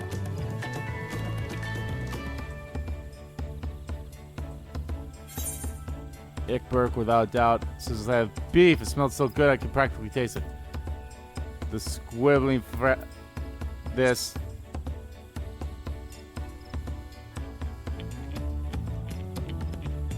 And to be expected of a dish called Ixberg Pipli, indeed.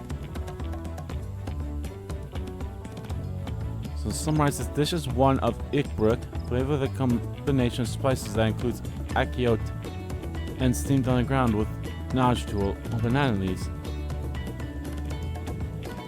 Given all assumptions are correct, Must now learn where and how to procure our ingredients. As a Stamper cuisine, its ingredients would be close at hand, which is why I thankfully and I scouted the surrounding forest while you were all exploring the village. Between the local vegetation and wild ik brew, we could have everything we need in regards to meat and spices. Leave it to a master gleaner.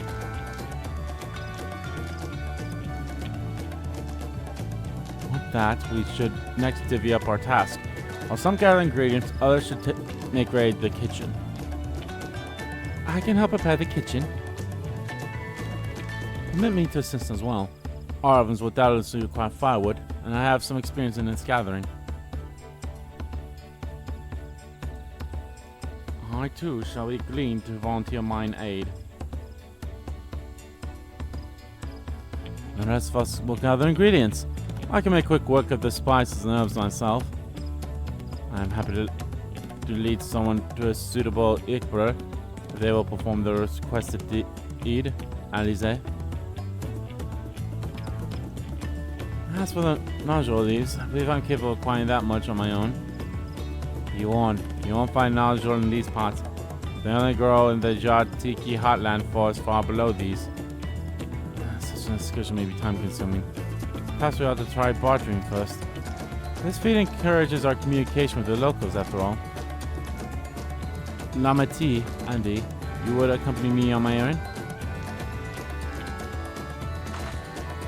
No better way to whet my appetite. Good. Let's be about our task then. This is quite an interesting one. This is straight up. They're literally saying this is going to cut 2 of the people out. Let's go get those nodule leaves. The sooner we do, the sooner we can eat.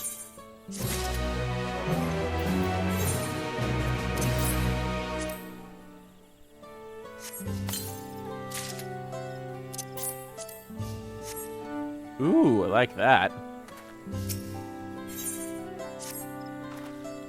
Let's see if there are nodule leaves to be had in town. Perhaps the cook Oriange mentioned might be persuaded to spare us a few.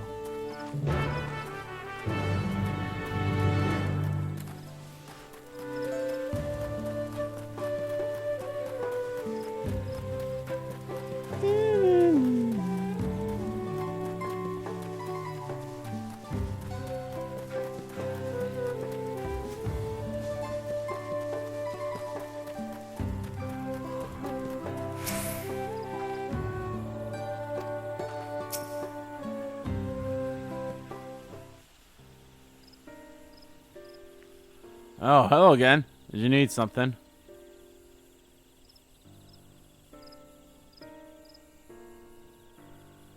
Nodule leaves for purposes other than Jacques Pipi? Naturally. Unfortunately, I just used up my last. You have to travel to the lower forest for more. Golmac Grove is the source of the finest nodule leaves you'll have. Fine. While variants you sometimes see in the city markets can't compare.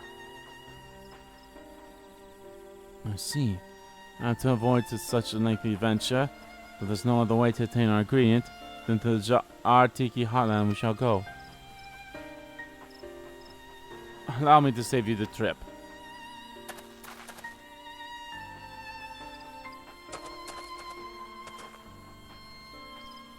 Traveling there requires you go through the tying traves, but that's caved in due to the recent storm, I expect.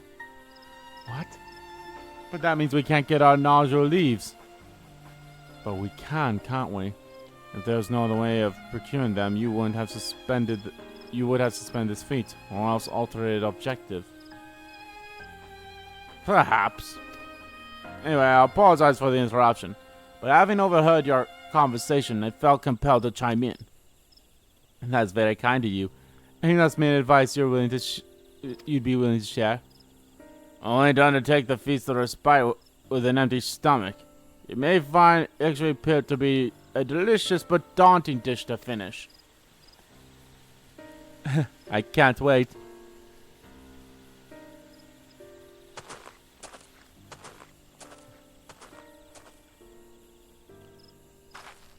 Still, if there is no leaves here, and we can't travel for more, how are we supposed to gather all of our ingredients? These feats are meant to deepen our understanding of the peoples and cultures of Tuliol. So perhaps there's something about Ishbik that we have yet to learn. Something of significance other than its recipe or ingredients. Oh, I see. Like who was the first to make it, its history, that sort of thing. If it's Yaktel's history you're interested in, you should start with the old war. Between the Zakbar and Morjar, right? These forests have borne witness to centuries of warfare, the evidence of which remains a scar upon the earth. To know the end of that bloodshed is to know Zekpri Pipli. Huh? What does steamed Ikpri have to do with bloodshed?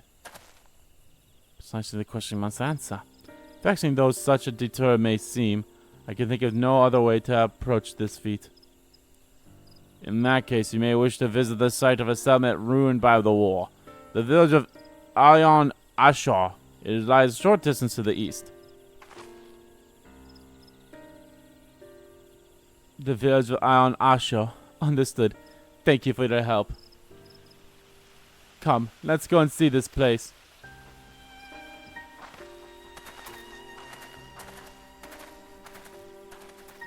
Alright. I'm really liking this one so far. I mean, I'll be honest, I've been liking all these quests so far. They're pretty interesting. That's a big tiger.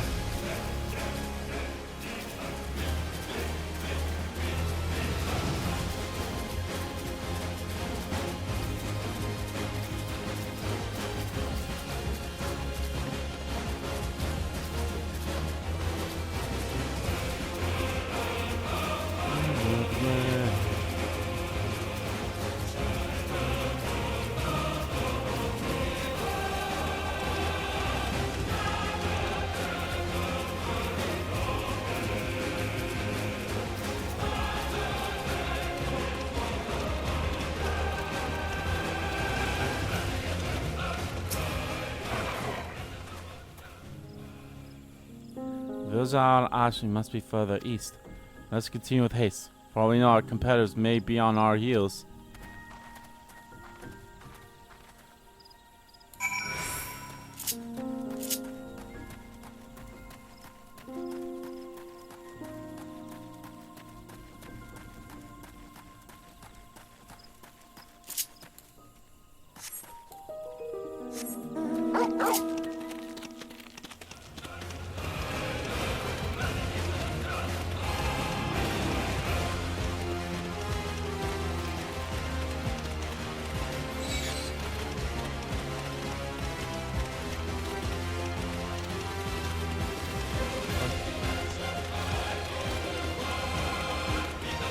And I took off my defiance just so I thought that people wouldn't like grab me right away, because my defiance is basically like a whole hey, focus on me.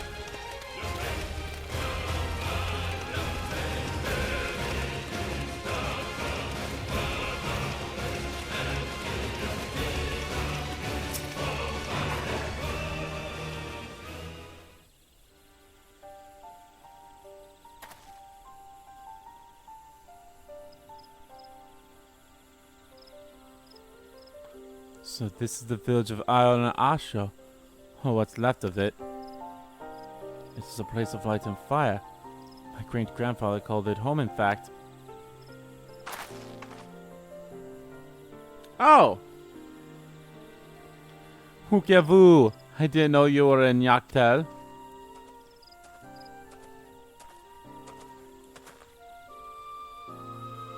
I was picking up lumber from Ikbox when I heard the third promise was on our way to this site of deep historical significance. I only saw another opportunity to be of service, and so followed you here. Hukavu is a shipwright who came to our aid during the feat of reeds. A pleasure. You want to remember the third promise retinue, I presume? For the moment, I suppose. My name is Koan. Pleased to make your acquaintance. Oh, that's a good name. Familiar name. Where have I heard? Go on! As in the second promise of Tuliol. To think that I address the dawns of his own son as some common retainer. Such disrespect cannot be excused. Please take up your gun and... Oh, come on, not this again. I take no offense, so please do not dwell on it. I love this dude so much. He's a theater kid. Alright then, I shan't dwell on it. And right on cue. At least he's consistent. I understand you wish to learn about Zekprekpli. While I am forbidden by the Zaktrax to dissolve in information regarding its preparations, I would be happy to share what I know of Yaktel's history. We'd appreciate that. In its most basic sense, the conflict between the Zakbral and Moljal was one of land. The Moljal live in the lower forest, where the thick canopy obscures the sun and the soil is unforgiving to crops. This drove them to convert the upper forest, the home of the Exbral, Sbarzal, and they launched a determined campaign to seize it for themselves. Yet advantages ever favors high ground, and the Exbral forces held the upper hand against the invaders, rebuffing them time and again. But as the state of this village would attest, the tide eventually turned. What brought it about? Something you know all too well. Blessed siblings.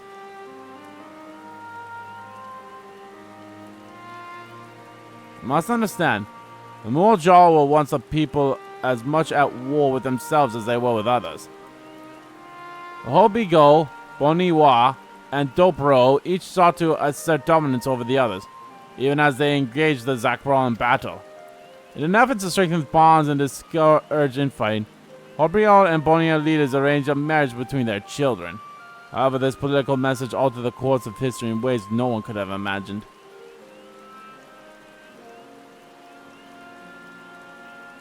It was long believed that partners of the fine clans could not have children together. But then it happened. A child arrived who shared the blood of Hobigo and Boniwa both. A two-headed Molja.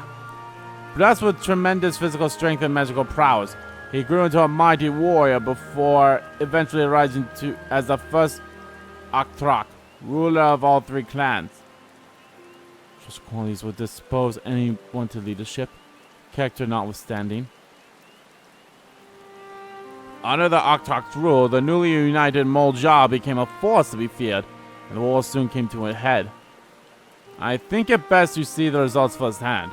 Let's visit another battlefield from that time, and there I shall continue the tale.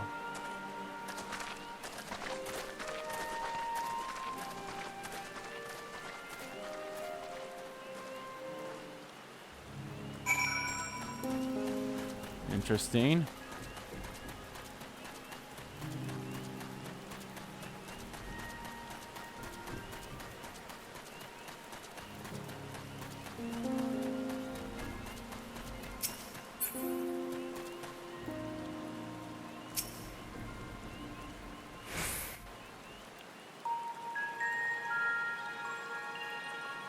Ooh.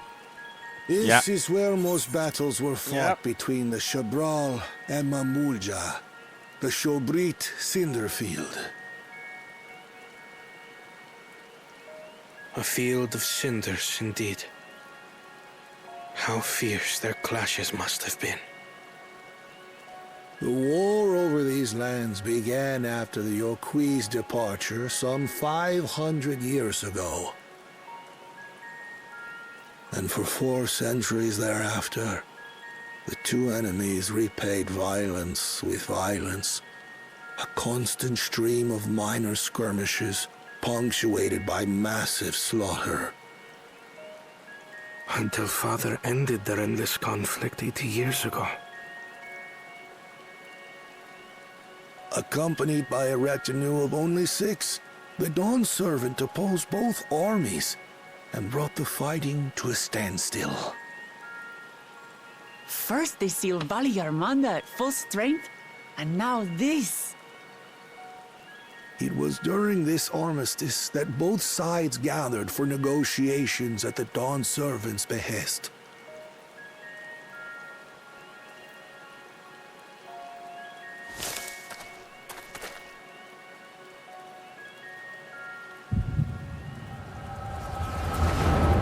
Oh, fuck!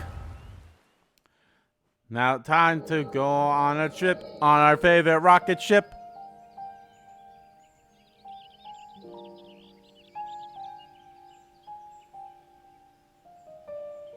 For too long, you have been bound by your ancestors' violent legacy. It is past time you broke free of it. Tell that to the Scale Scum! We fight to protect what is rightfully ours! If not for their greed, we'd be living in peace! Puff your tails and scurry off, then! Cowards like you ill-deserve the bounty of this forest. Even should one of you succeed in vanquishing the other, your triumph will last only until a new invader arrives. Tell me, do you know of the vast continent that lies far to the east, where numerous nations vie for dominance?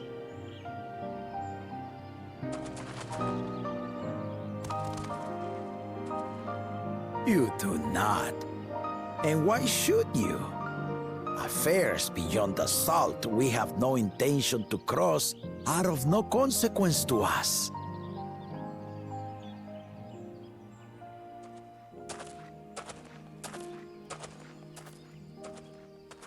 Not until those affairs come to Tural, like our honored visitor here.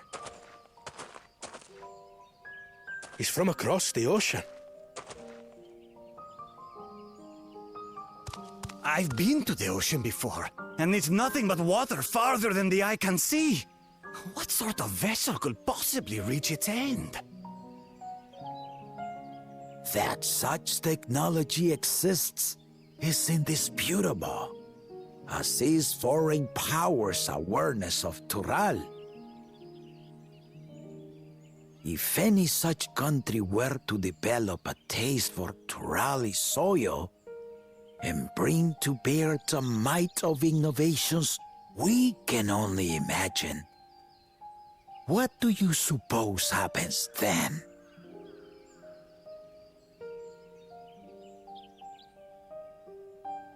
You do not know the warlords of the East, but you know that if they came, they would not settle for a single forest.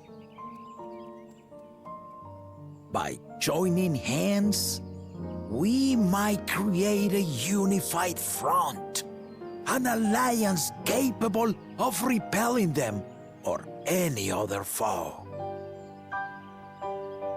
There is no greater proof of these than my companions and I. Alone we are weak, but together we triumphed over Valigarmanda. What? You defeated the Sky Ruin? I'd take you for a liar if the sting of our own defeat wasn't still fresh.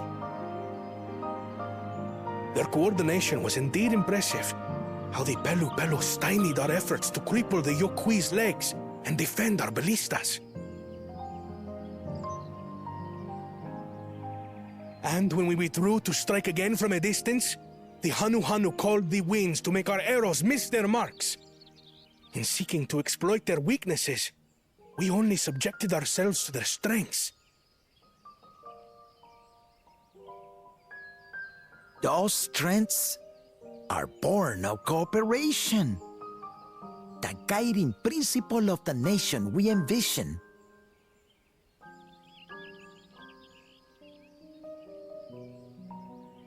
But our feud has lasted for centuries. How do you expect us to join hands now? Ha ha! Give us an evening to convince you.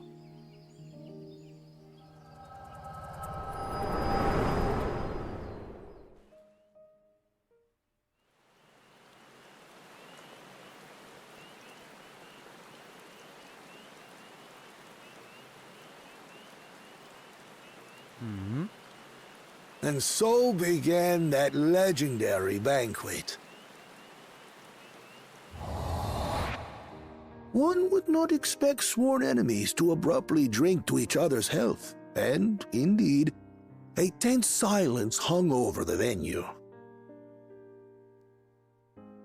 But then, the dawn servant called for the exchange of traditional cuisine.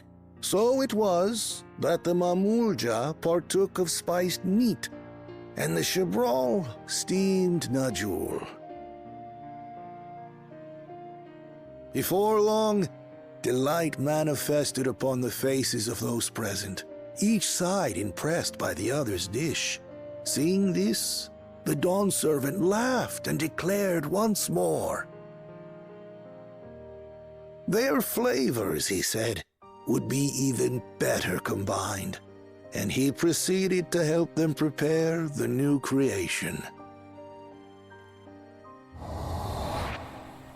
That's Shibruk Pibil, I'd wager.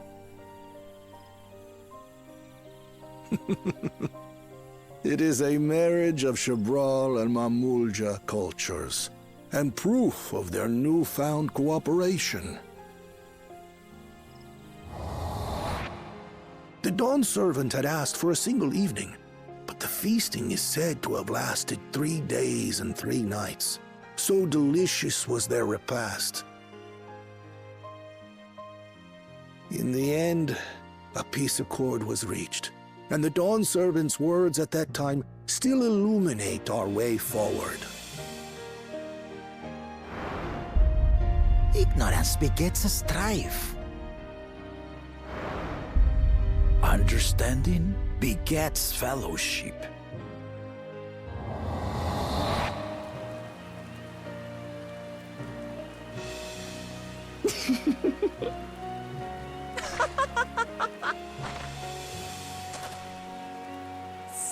Sorry.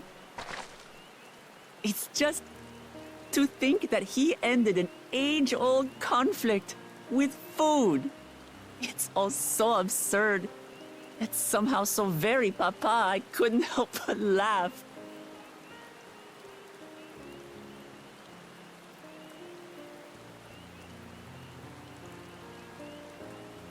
Ignorance begets strife. Understanding begets fellowship.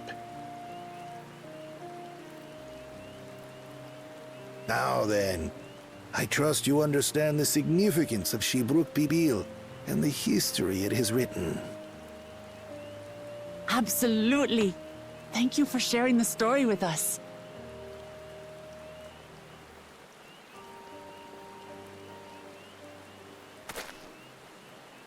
All right, who's watching us? What's wrong?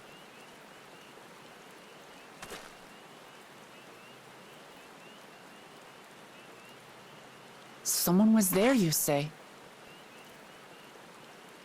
Perhaps our competition is cooking up some scheme or another. Something bitter and half-baked, no doubt.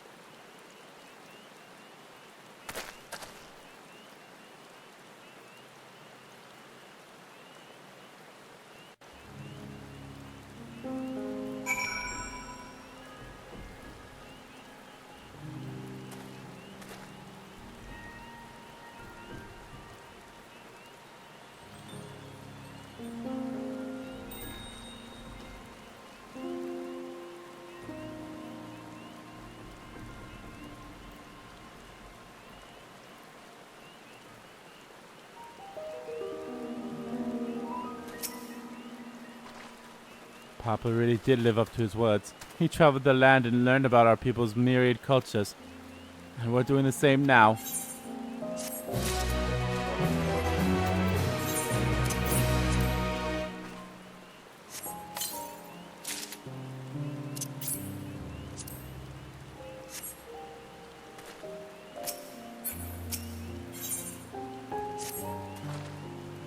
Wuk Avu has given us valuable insight into the origins of Zekbura Pipli.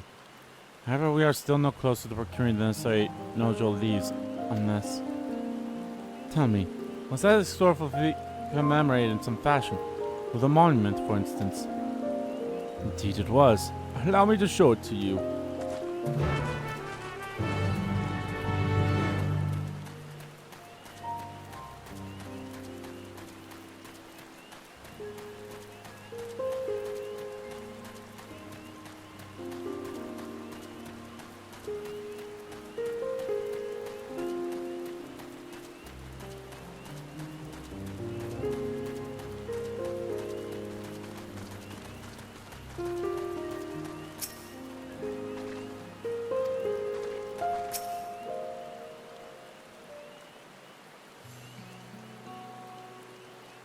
Ah. Here it is. Offered up by the two factions, these weapons symbolize their vow that they would never again raise arms against each other. Since this feat demands a journey through history, not only logical that a monument like this might steer us true, especially one at the heart of so significant a battlefield. Lamati, Andy, help me search this area for clues. Tell me if anything catches your eye. Sure thing.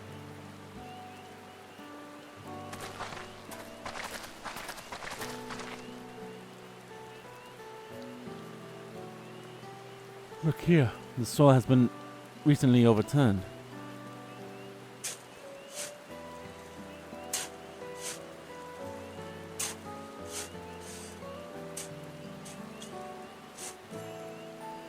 Ooh, someone buried a box.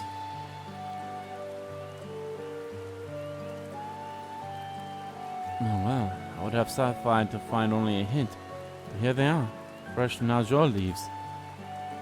Hunman Rook's doing, I'd wager. There's a poetry in hiding them on this battlefield, given that it was crucial to the war they helped end. So he planned all this from the start. Thank you again, Wukevu. We wouldn't have found these leaves without your help. It's my honor to render assistance. And with apologies to the present company, allow me to offer my encouragement as well, Third Promise. Ever since witnessing your performance in the Feast of Reeds, I have been certain that you are the claimant most worthy of leading our nation. All deserve solutions. All devised solutions to Hanuan's ailing crops, but you alone sought to know their culture and revive Hiliana, even it seemed unrelated to your task. In my humble opinion, no one cares more for the people of Toliol and what they hold dear. Should you again require the historical musings of an old shipwright, I am ever at your service. For now, I take my leave.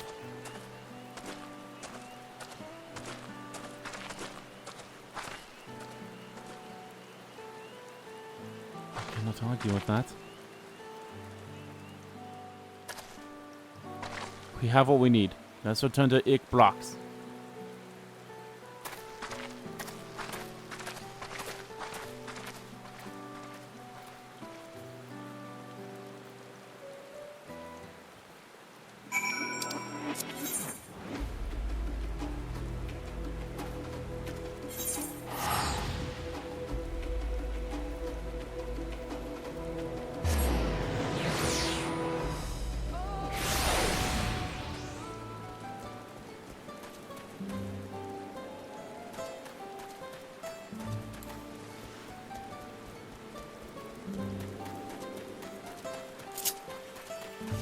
We're about halfway to another level up.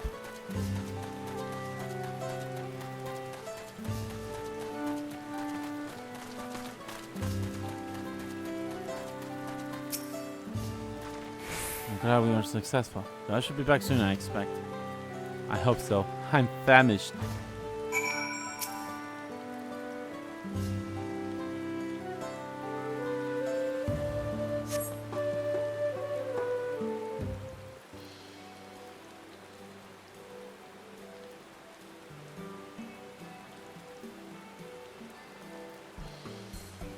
How did everyone fare? We got the nodule leaves, Wuk Lamat came along and helped us find them. Wuk Lamat was here. I would have liked to say hello. Yes, he gave us an important history lesson. And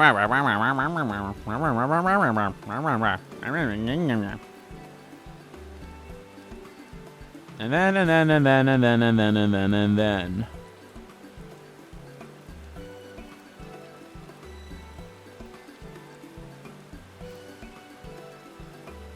Wuk Lamat brought an end to centuries of welfare, surprised me little.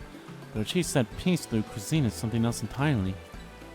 Leave it to my old man to find the oddest of solutions. But how about the rest of you? Is our kitchen ready? Everything should be in order. Orianja and I made another tour of the village and borrowed the cooking utensils we need. No mention of what we need them for, of course. I am pleased to report that we are stuck with the finest firewood this forest had to offer. Spoken like a true expert. Annabelle and I found our Ibruk, so we should have meat aplenty. It was a spirited creature, so much so that its hunter fell down a sentinel trying to catch it. What part of never speak of this to anyone did you not understand?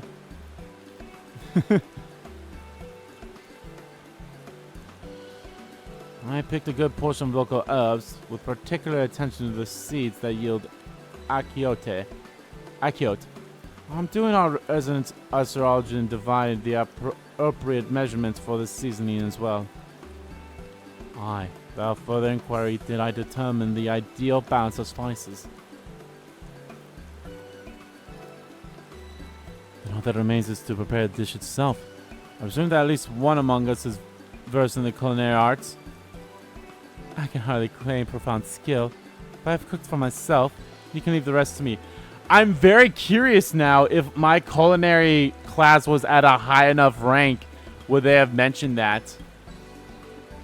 And you, I hope. I could use our adventurer's grit when it comes to skinning the Ibruk. Ooh, my mouth is watering already.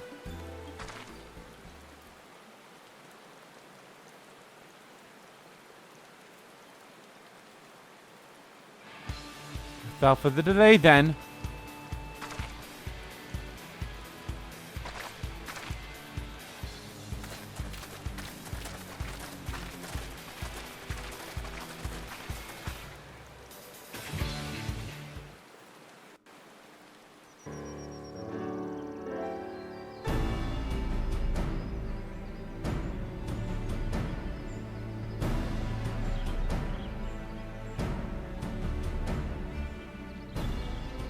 Oh, it smells so good.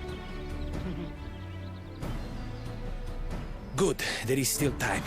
I shall prepare our sample at once.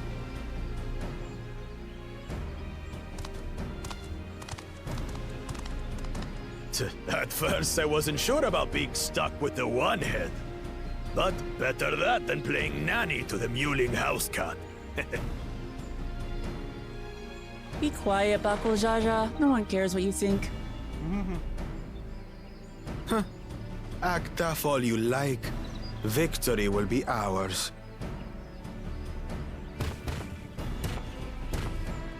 It's ready. Ooh, those look good.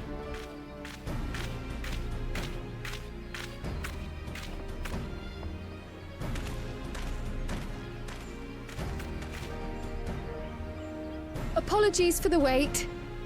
We submit to you our Shibruk Pibil.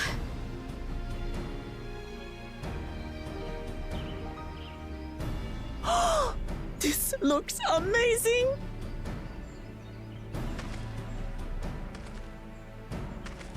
The dish is prepared by using the culinary techniques of the Mamulja to cook the spiced meats favored by the Jabral.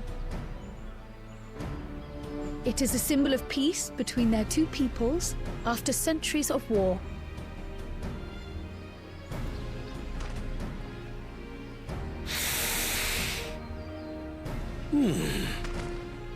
Both the ingredients and your methods appear to have been correct.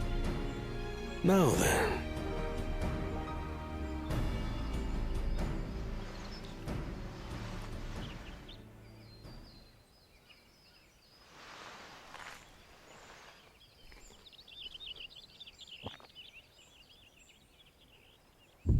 In taste, texture, and aroma, you have recreated Shibruk Bibil.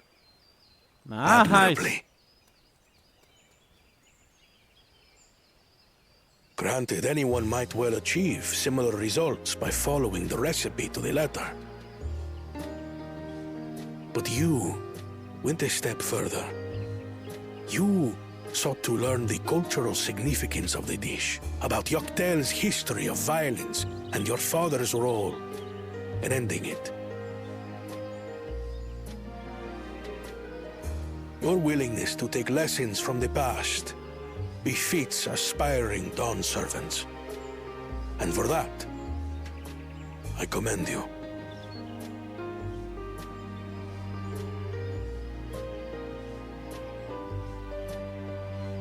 All that remains is to partake of your creation.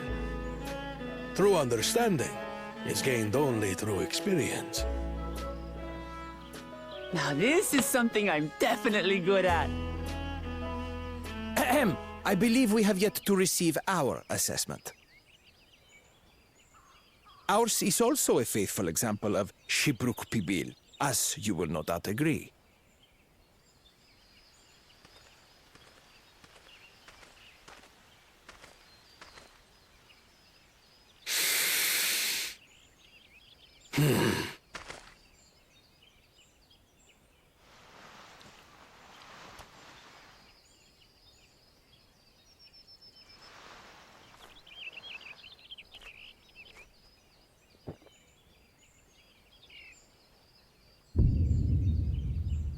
I see.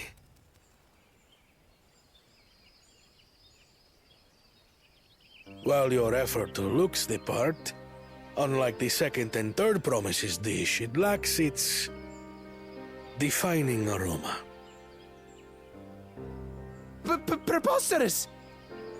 The meat was marinated and spiced before being steamed in an earthen oven. This is Shibruk Pibil. I mean, you're right. Oh? And what about the Jatika banana leaf? It's because of you that we couldn't get any damn leaves! You can't fault us! But the second and third promises had no such difficulty, did they? That which they needed, they acquired simply by showing interest in our history and heritage. Ugh, it's just some crusty old leaf. What difference could it make?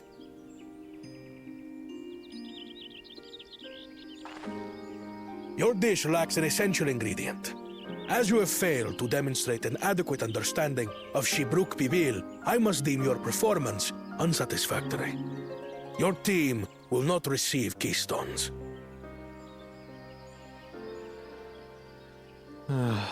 This was stupid anyway.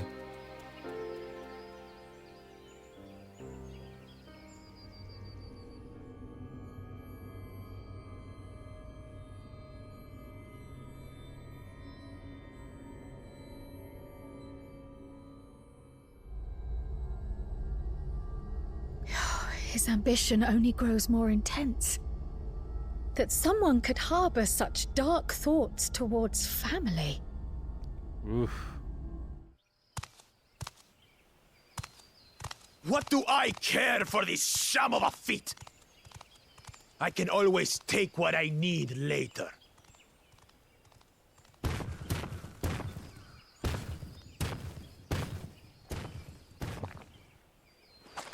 This is delicious! The brook is so tender it melts in your mouth, and the way the najul leaf rounds out these spices is sublime. This is the taste of harmony. Someone who only knows brute force and deception could never appreciate it.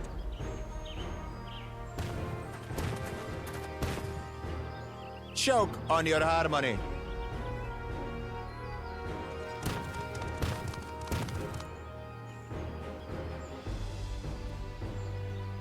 Come, come. Finish your meal. That too is part of the feat. You don't have to tell me twice.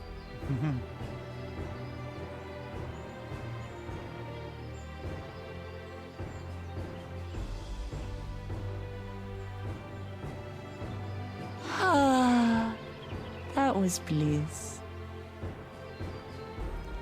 That was bliss. It was palatable enough, I suppose.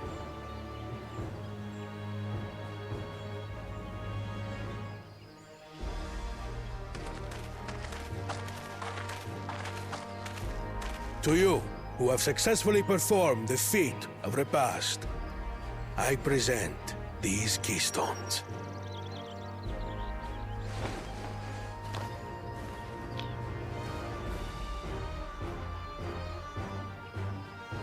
Only 1 feet left.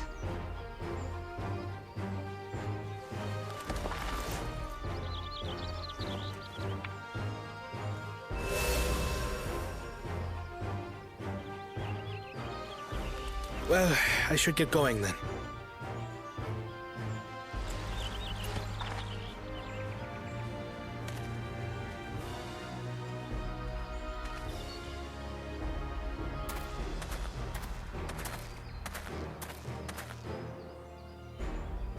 I'm glad that I wasn't paired with one of the others. Same. We can do better than that, surely.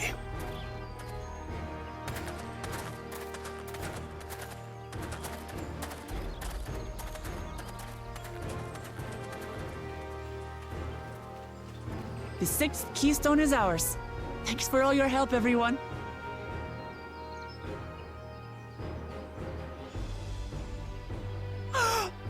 I forgot something important.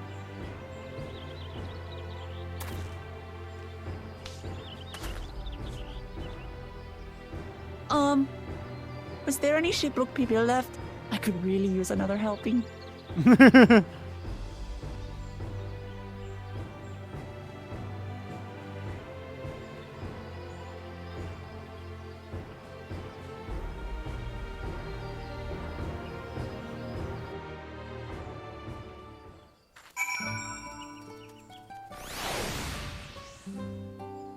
So before I say again, love Wuk Lamat.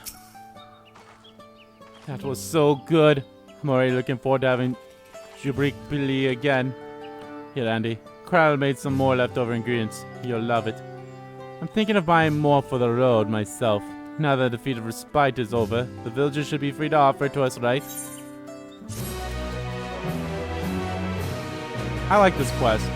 New wares are now available from the Zogburn merchants in the place. Father's grief. Uh-oh, I don't like the name of that.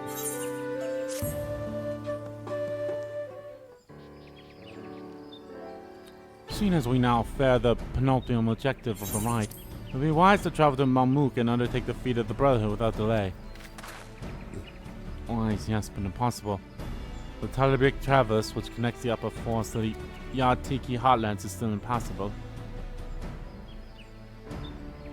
Is there no other route? I'm afraid not.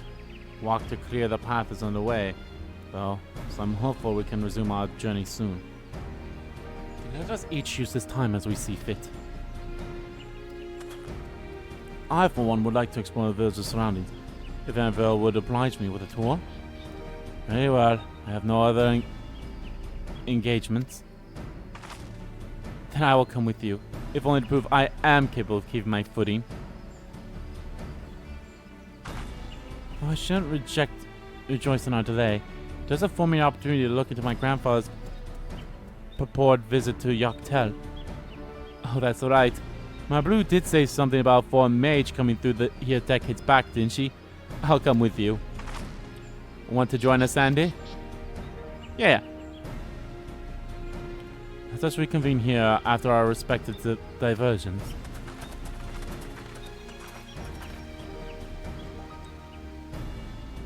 As I recall, the merchant met my grandfather at a market in Yoktel some 20 years ago. Any who might reliably remember him must therefore be at least middle-aged. Let us make inquiries where we can.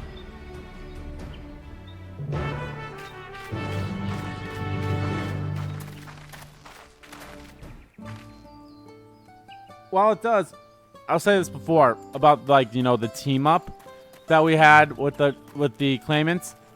While it makes sense to have this set up that way, I honestly thought it would be a little more interesting just to see it with like if I teamed up with the first sibling. But I totally get why they didn't. But it still is one of those things. Like, oh, that would have been interesting. Fallen Mage 20 years ago. Yes, I remember him. It's not often we got visitors from across the salt, let alone those traveling with infants. Baby girls, I recall. I only saw him in passing, mind. If anyone were to know more, I'd wager it would be Hume Rook. He was already Zakbar's Rax then. Baby girl. It couldn't have been. Is that you, Kryl? Thank you, sir. The information is very helpful.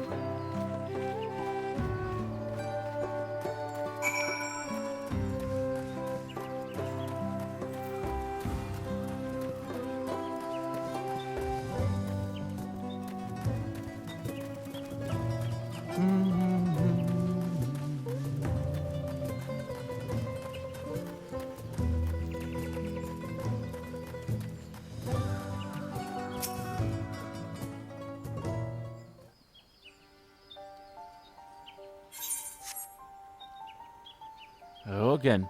Do you require assistance? A foreign mage passed through Ikbrax roughly 20 years ago, possibly carrying a young child. Do you remember him?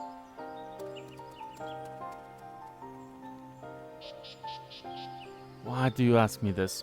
Who is this man to you? He may have been my grandfather, and I wish to know what brought him here. Your grandfather? Not by blood, but he was family nonetheless. A foreign mage did indeed visit Ikbrax, Master Galuf. Yeah? So far as the identity is concerned, I trust you are satisfied?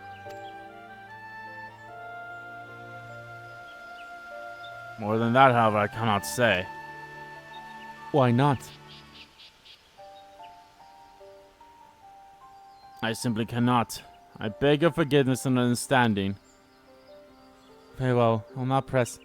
Thank you for confirming his presence here. The rest I will discover myself.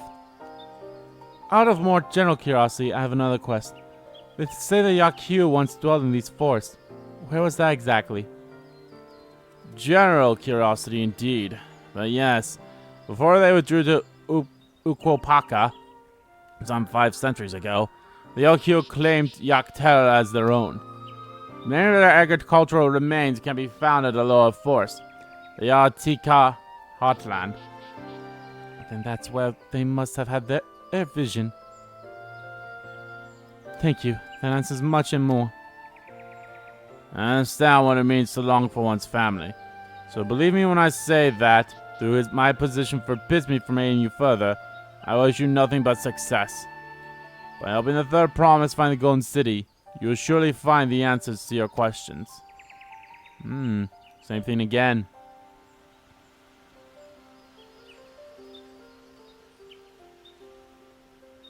Speaking of which, I have a query of my own for you, Andy. May I request a moment of your company? Go on, we'll wait for you.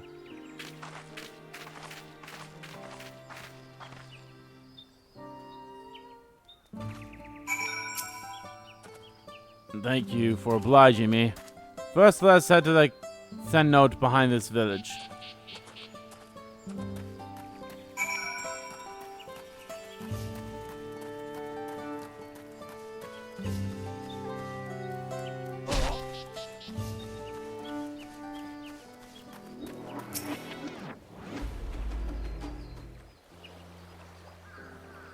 It was my intention to see you off without saying anything. But Mr. Kryl's plea has softened my resolve. As a leader of our community, I'm glad to see that the Third Promise has surrounded herself with such compassionate and trustworthy companions. Would you tell me of your journey thus far? Are you her father? Because you kind of have the same color of hair I just noticed. And it's also called a father's grief, so...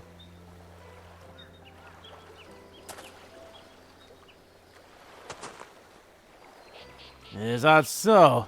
Seems the ride has been a source of great learning and growth for Wuk Lamat. It does me well to hear that.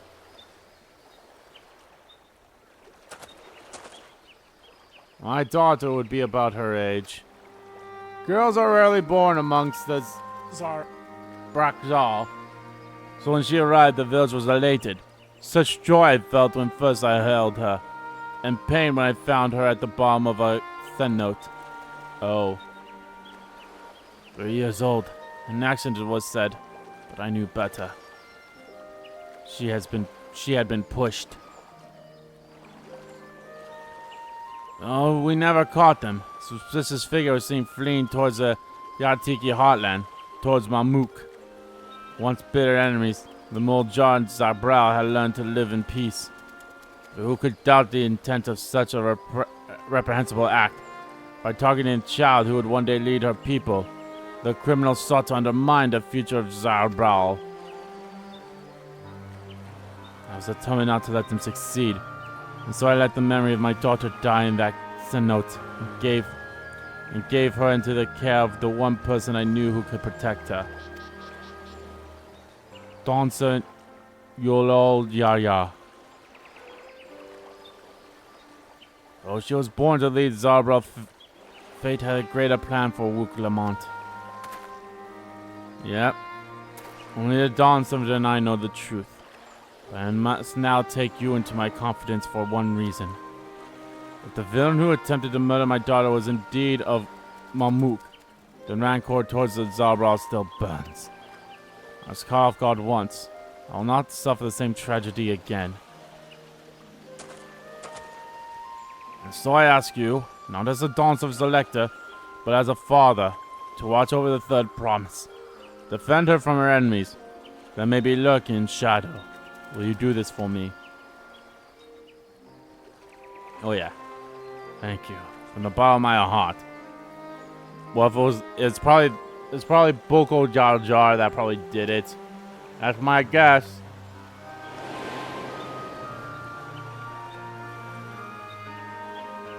Yeah.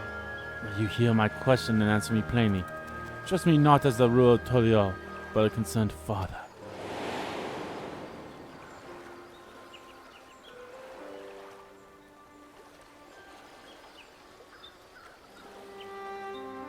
Suffice to say, this conversation must remain between us. Pray breathe not a word of this to anyone.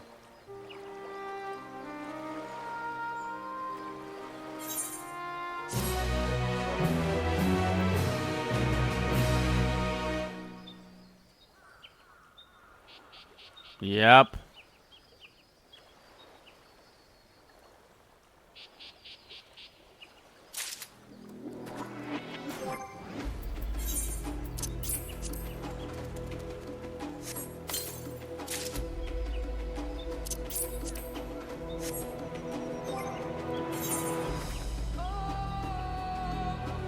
Where's my item level at? Oh, there's 655. Cool. Taking a stand. Recalling the past has rendered me emotional. I require a moment to compose myself. But please, do not keep the third promise waiting.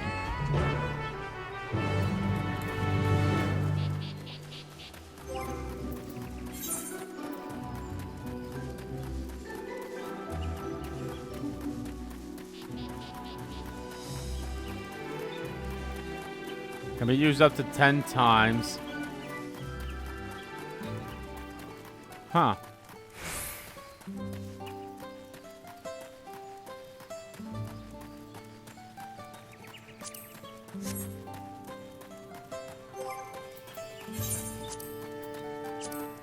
I need to go about and selling these.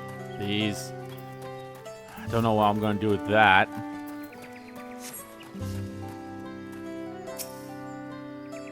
Upon speaking with Wuk Lamat, several customs play in succession, it is recommended that you set aside some significant time to view these scenes in their entirety.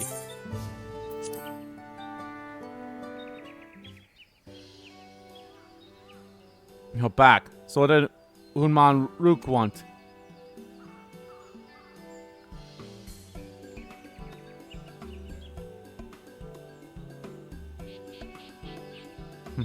It's alright, you don't have to stay.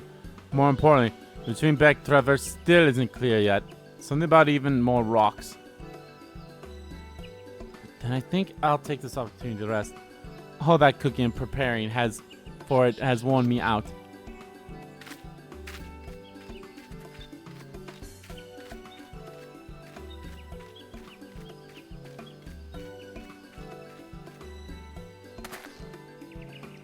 A nap does sound tempting.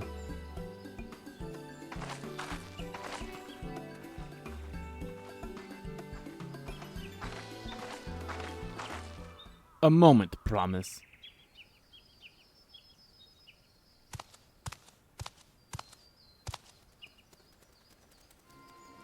You wanna book Jajas? What do you want? I've come to fetch you. You're welcome to refuse, but know that it would be most unwise. And why is that? I'm sure your salted friend has an idea. What do you think?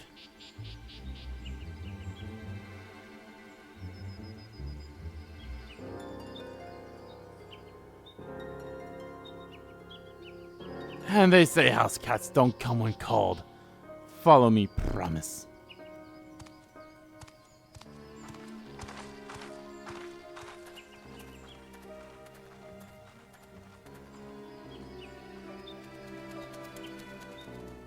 I'm gonna kick this guy's ass.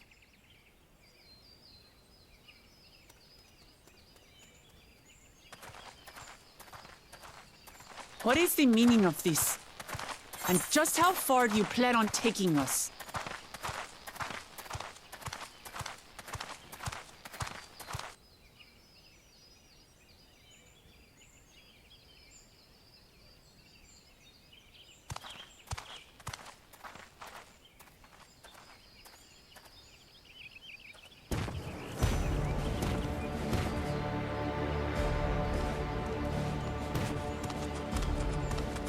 Oh, Morok!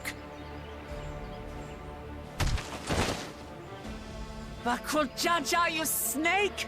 If you want my keystone so badly, you deal with me and me alone.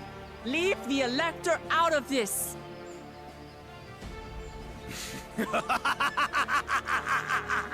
Is that all you think he is? Foolish kitty! This man is the reason we are here.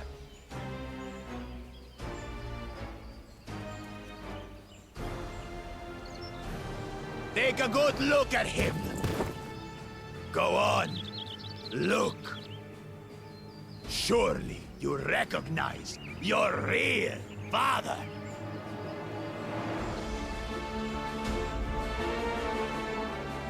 Don't believe us? Then ask your trusted Sellsworth.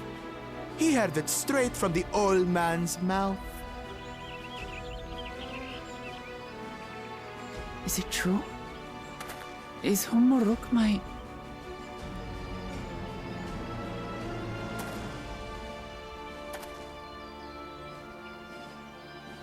Your silence says it all.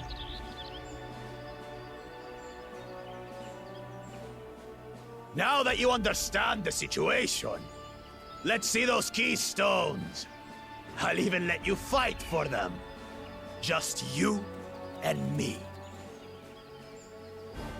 If that adventurer attempts to interfere,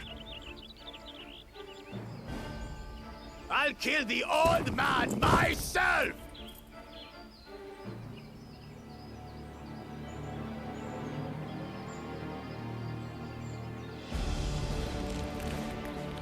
You despicable, heartless fiend! Kinsman or no, I won't stand for you taking hostages! Come on then! You wanna fight? I'll give you a fight! Oh, such heroic caterwauling promise. I'm shaking. Guard our hostage well. we wouldn't want to attempt any thoughts of rescue.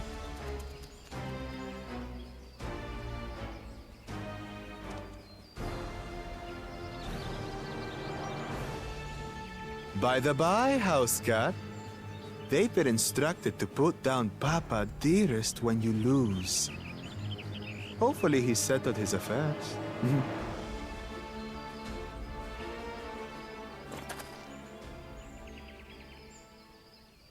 Don't worry. I'm not losing to the likes of him.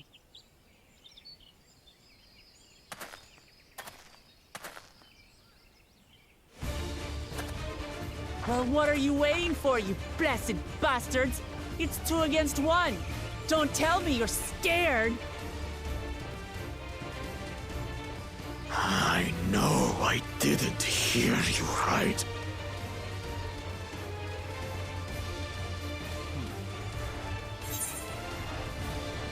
Cows don't stand a chance against Wuk Lamat. Should back down before you get hurt. Don't worry, the scary adventurer won't try anything funny. Should back down before you get hurt. Maybe I should have said the coward one instead. You think this weakling could hurt me? I'll kill you, kill you, kill you all! Don't look away, Salty. I want you to watch as I tear your beloved promise to shreds!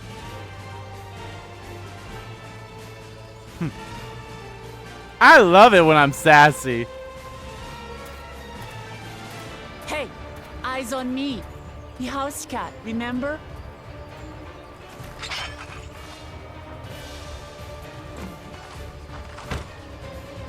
I'll say it again. I'm not losing to the likes of you. God, I hope I get an axe that I'm going to looks just like become hers. Dawn's servant, and I will protect my people.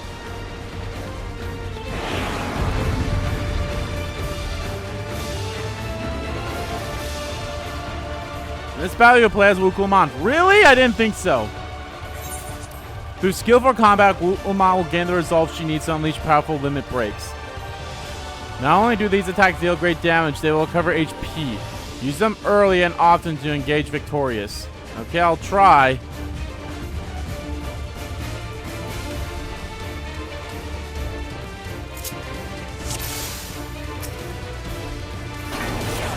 Come, you lazy house cat, so I can rip you to pieces!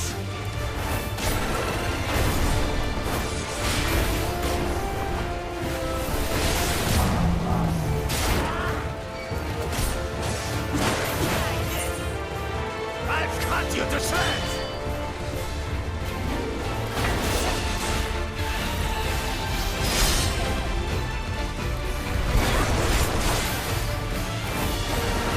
My magic should be more than enough for Miss Middens.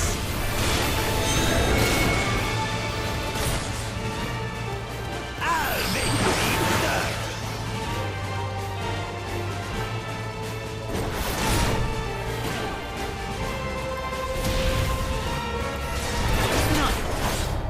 Okay. No more tricks, Bakul Jaja.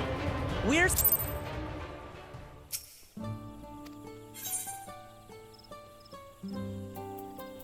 Let me try this normal again. I want to try it on normal because I'm pretty sure I had it, but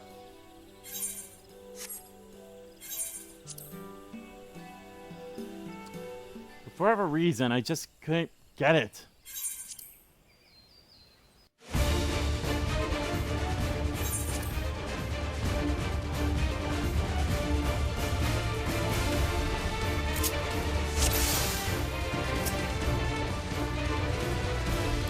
Come, you lazy house cat, so I can rip you to pieces!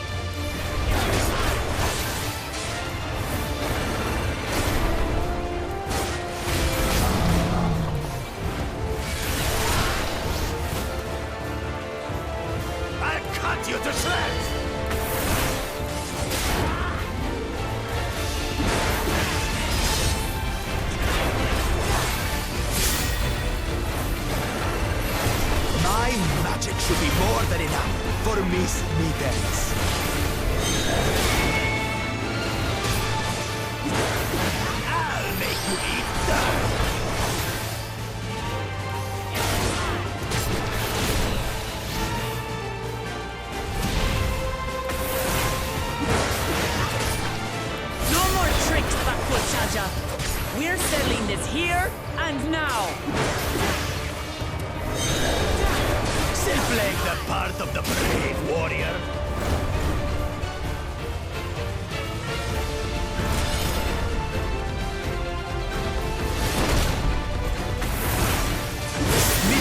It's no longer amusing me, brother. This rite has taught me so much. About my nation, my people, and myself.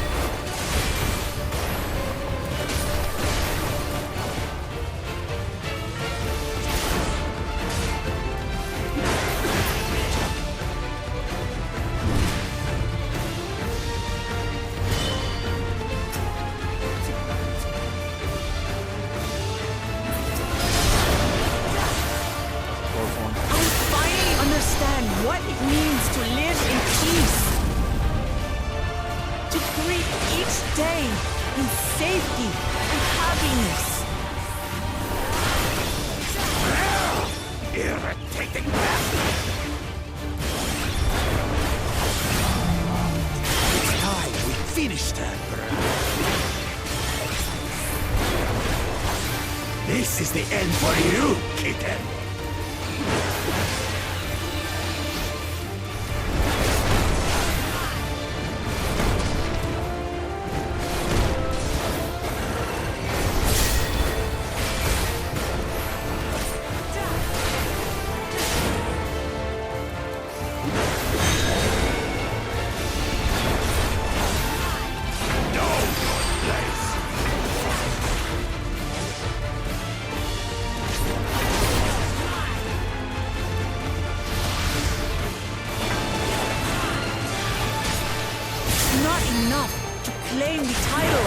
Servant. I must carry on Papa's legacy, his love for our people.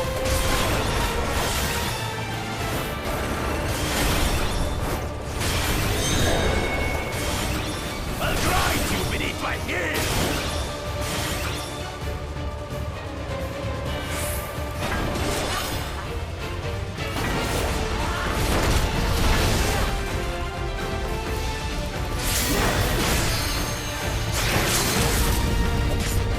There we go. I got it. I have it under control now. Why won't you die?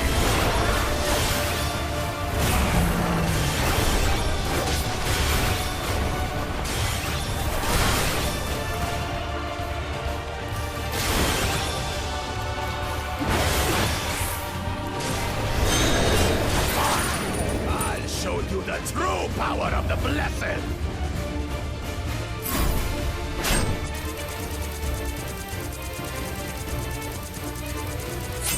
I will be the next Dawn Servant, and I'll protect my people's happiness to the last!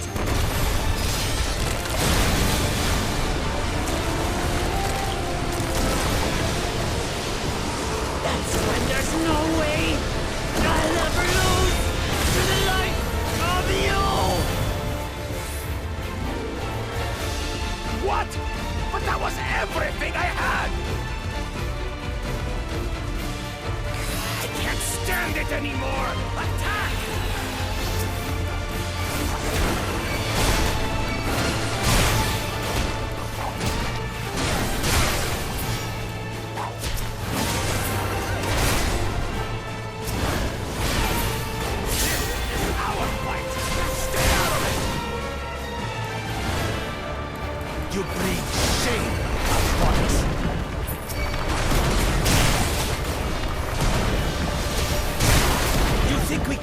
your stupid pride?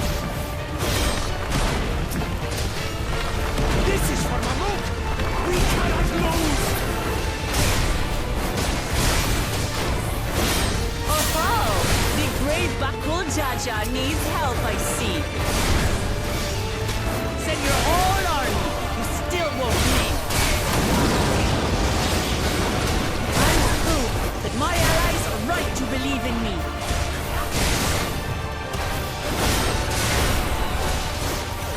Such confidence! She wasn't like this before!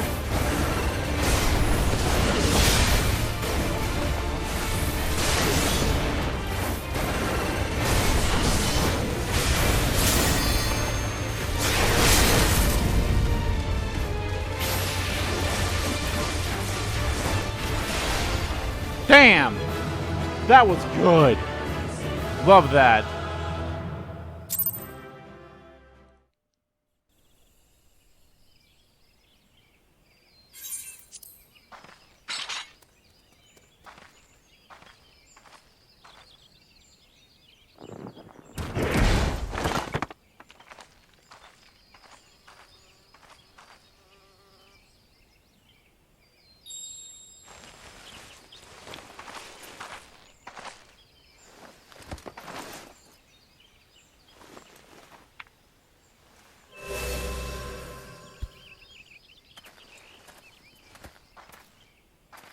I reclaim what you stole. No. How can this be? How could that puny house cat beat all of us?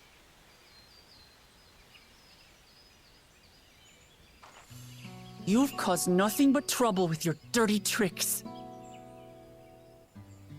Threatening the Hanuhanu, releasing Valyarmanda, harassing me is one thing, but you've endangered too many innocents. No more, Bakul Jaja. I will not stand for it.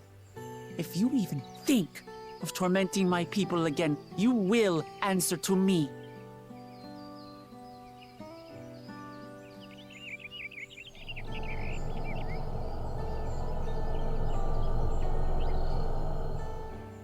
No. No.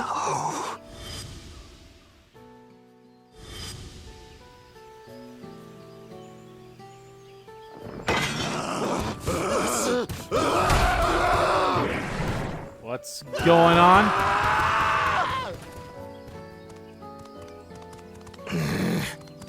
And he goes and forgets he had the way blocked. What? That was his doing? The only part left in the saga is the Lay of the Brotherhood in Mamuk. The plan was to force you here so we could take the rest of your keystones. So that's what he was up to. But, should you be telling us this? What does it matter? You've beaten us. It's over. We'll release the hostage.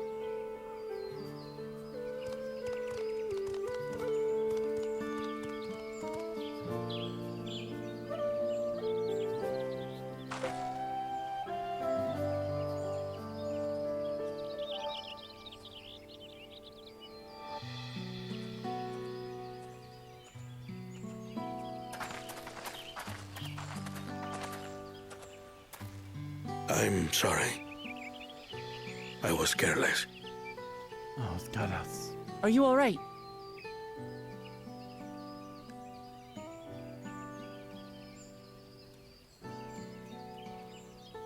So what Bakul Jaja said about you and me...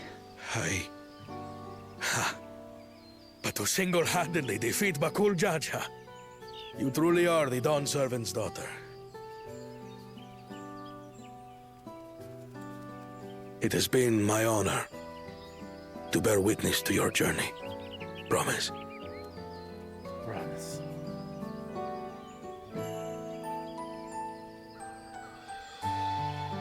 promise. Yes. That's what I am. I'm Gulul Jaja's daughter, and Tuli Hyolal's next dawn servant.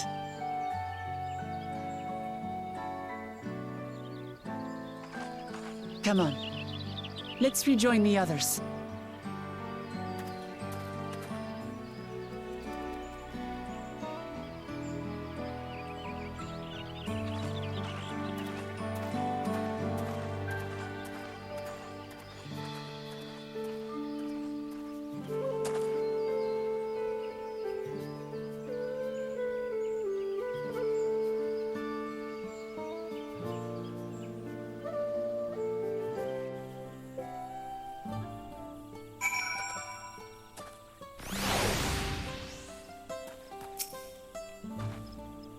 Since we were last returned, I'm glad everyone made it back safe.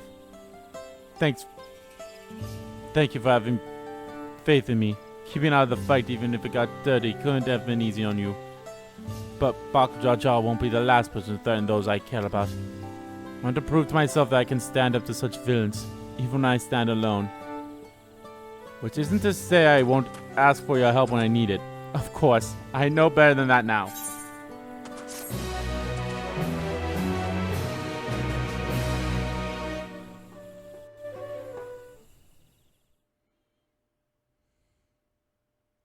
Earlier in the second Promises camp,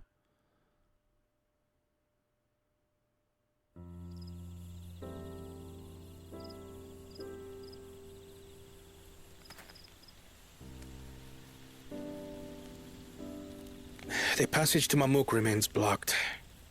For now, all we can do is try to rest and recover.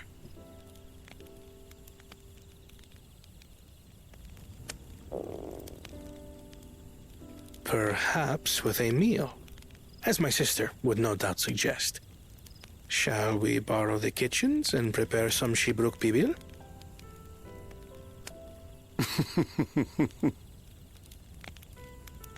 So thou hast taken a liking to the dish.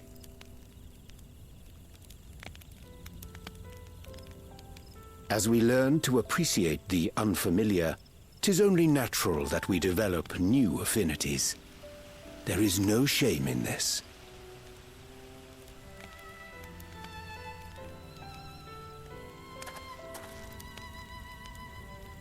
But there is in ignorance. I had barely considered what the people of Tuli Yolal hold dear. What hopes they harbor for the future. Our nation is built upon the bonds that Father forged during his journey across Tural. But so single-minded have I been in my advocacy of foreign innovations that I failed to understand my own people.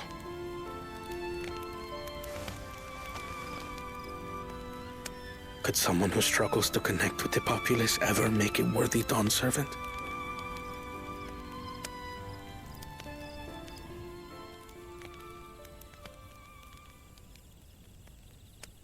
To understand and connect with people is by no means easy.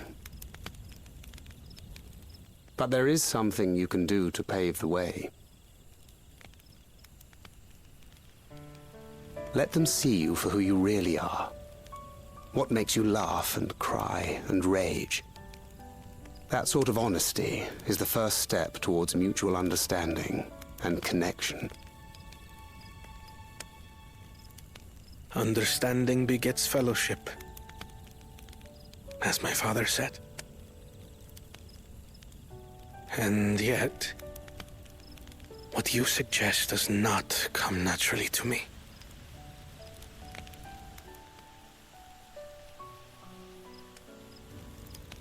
I, too, have found it difficult to speak from the heart.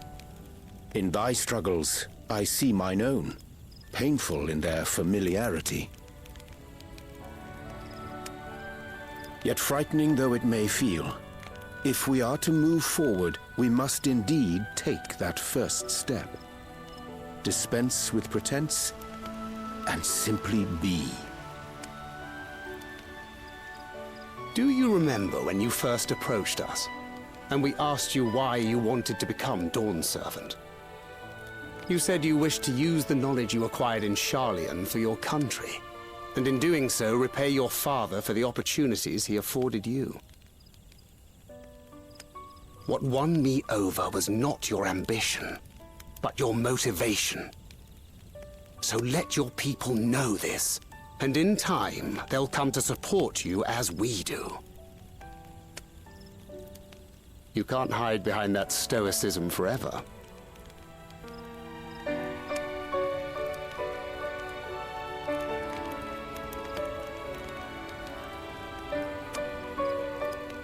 Very well then. I will make a greater effort to be myself. By not being my usual self so much.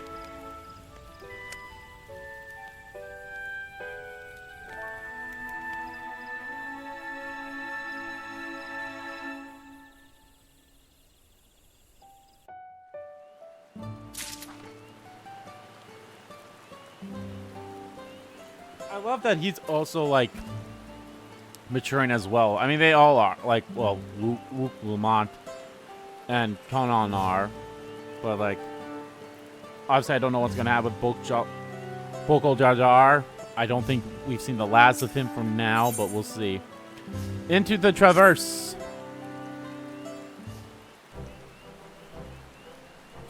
So what's to say with Tunebek Traverse? So being cleaned, I assume. Rook said he would notify us as soon as the work was done. Then perhaps now would be a good time to consider how we might reclaim Wuk Lamat's stone keystone. Next feat will be our last, after all.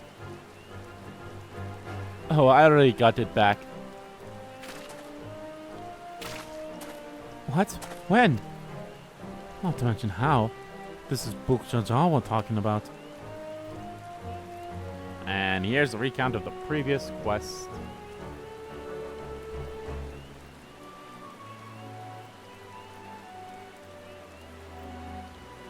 So I taught him a lesson and took my keystone back.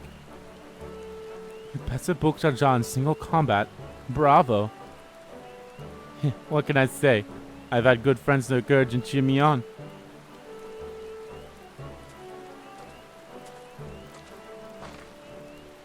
There you are. Excavators have contacted me with news of their success. The Tinbek Traverse is now safe for travel. Then we finally make for Mamuk. Come to think of it, isn't it Bokol Jar Jar's home? We can only hope its residents don't share its winning personality. If it is indeed the city where Kentaram first met the Dawn Servant, surely some civility awaits us. I would not be so certain. It is true that the Dawn Servant received Kinten Ramon in Mamuk, and was instrumental in the establishment of friendly relations between the Zakpral and Muljar. Since that time, most of the Muljar who support his peace have left their city in favor of aiding in the capital.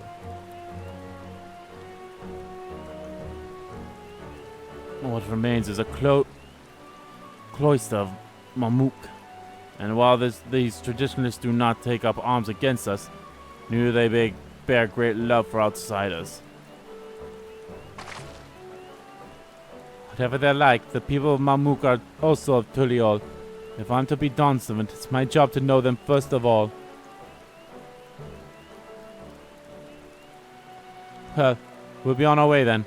I'm glad I can learn about where I came from, and eat as much Zobri peel besides. Thank you for everything, Unmau Ruruk. Till next time, take care. Bum bum bum bum bum bum bum bum bum bum bum.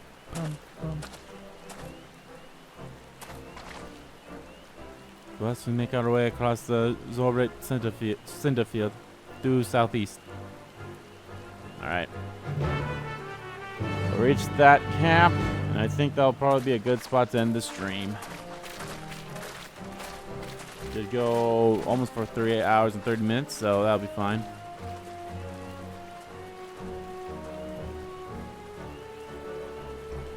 How you have grown indeed.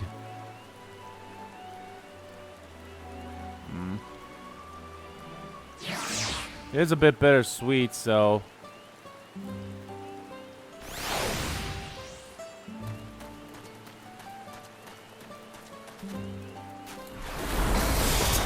Not mean to do that.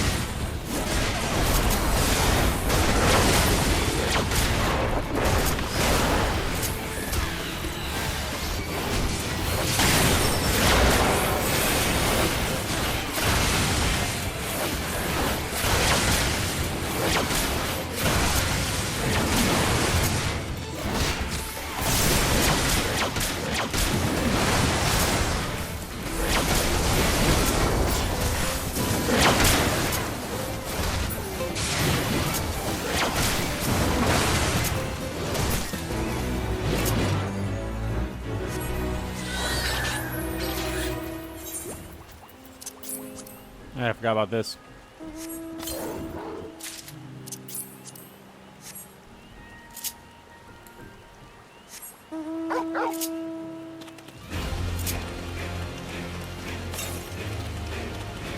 Yeah, might as well do a fate. There's nothing wrong with doing a fate every now and then.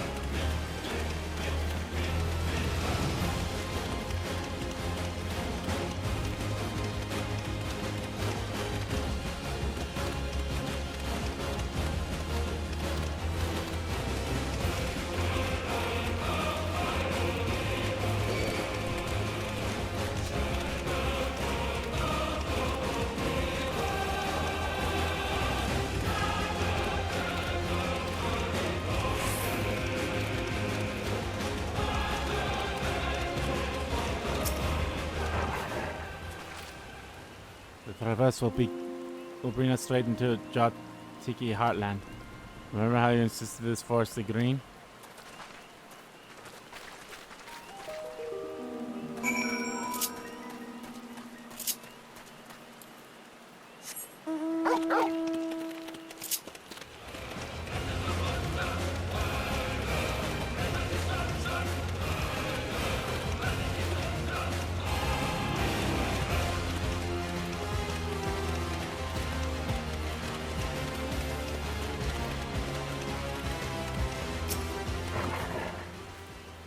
This path is quite steep, isn't it?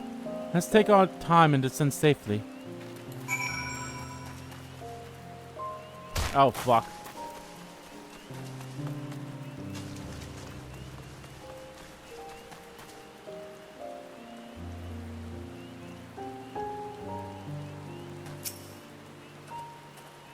I spoke with one of the excavators on the way down. Apparently Wuk Lamat cleared away the one fallen tree that remained by barreling through it. Wuk Lamat single-handedly defeated someone possessed with such physical might is nothing so remarkable. Still, we ought to proceed with caution. There's no telling what his wounded pride might compel him to attempt.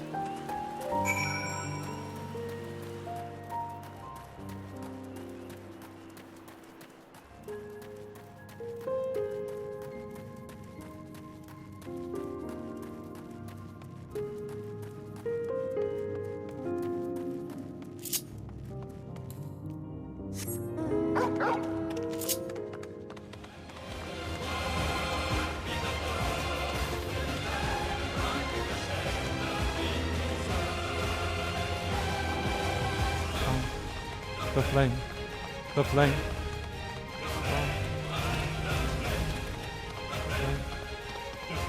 Ooh. Pretty. Alluring, isn't it? In more ways than one. Take my parents' stone and hold it close to the glowing rock.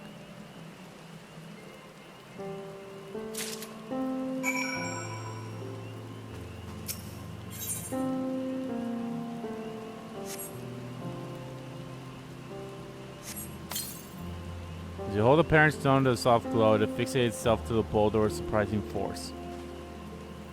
Parent stones are naturally magnets, and it's a meteorite filled with iron, one of the many remnants of an ancient meteor shower.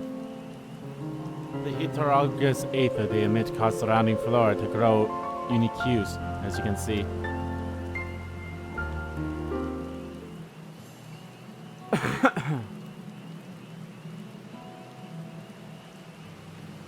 So these glowing boulders came plummeting down from the heavens. Piedra, be merciful.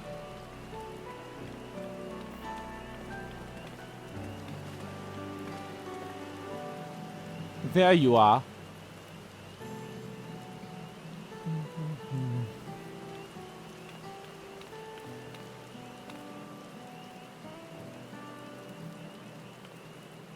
Blue. It's all blue. A far cry from the upper forest, indeed. This place is already so fascinating. I'm eager to hear what the people of Mamu can tell us about it. Keep running. We're almost there.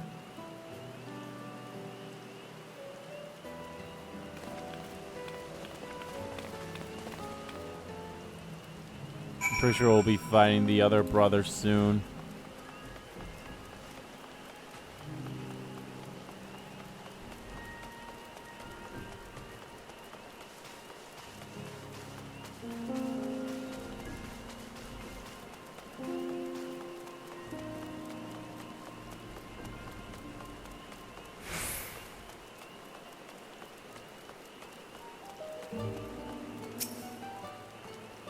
as this is my first time visiting Mamuk. I have no experience in interacting with the locals.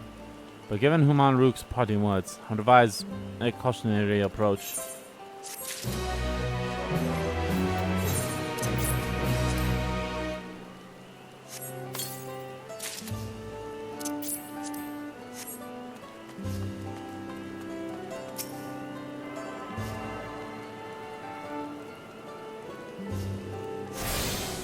And there we go.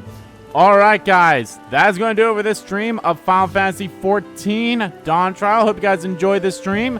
You made a lot of good progress here, and I enjoyed that little of, you know, that duty that we had to do as Wuk Lamat. That was fun.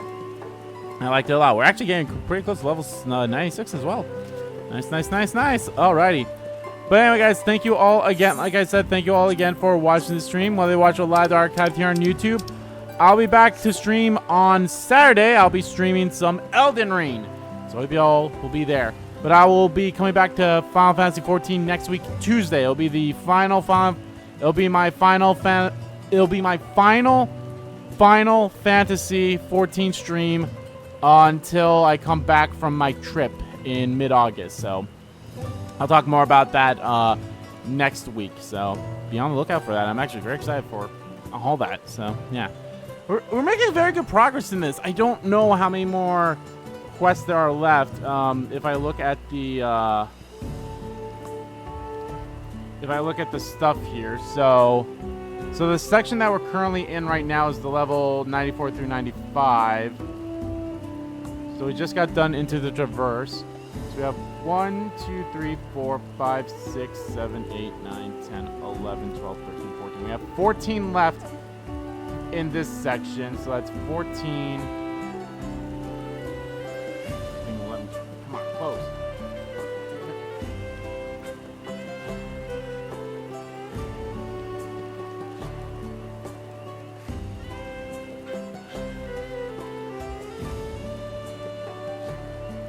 So we got 14 plus 17, that is 31, plus 18, that's 49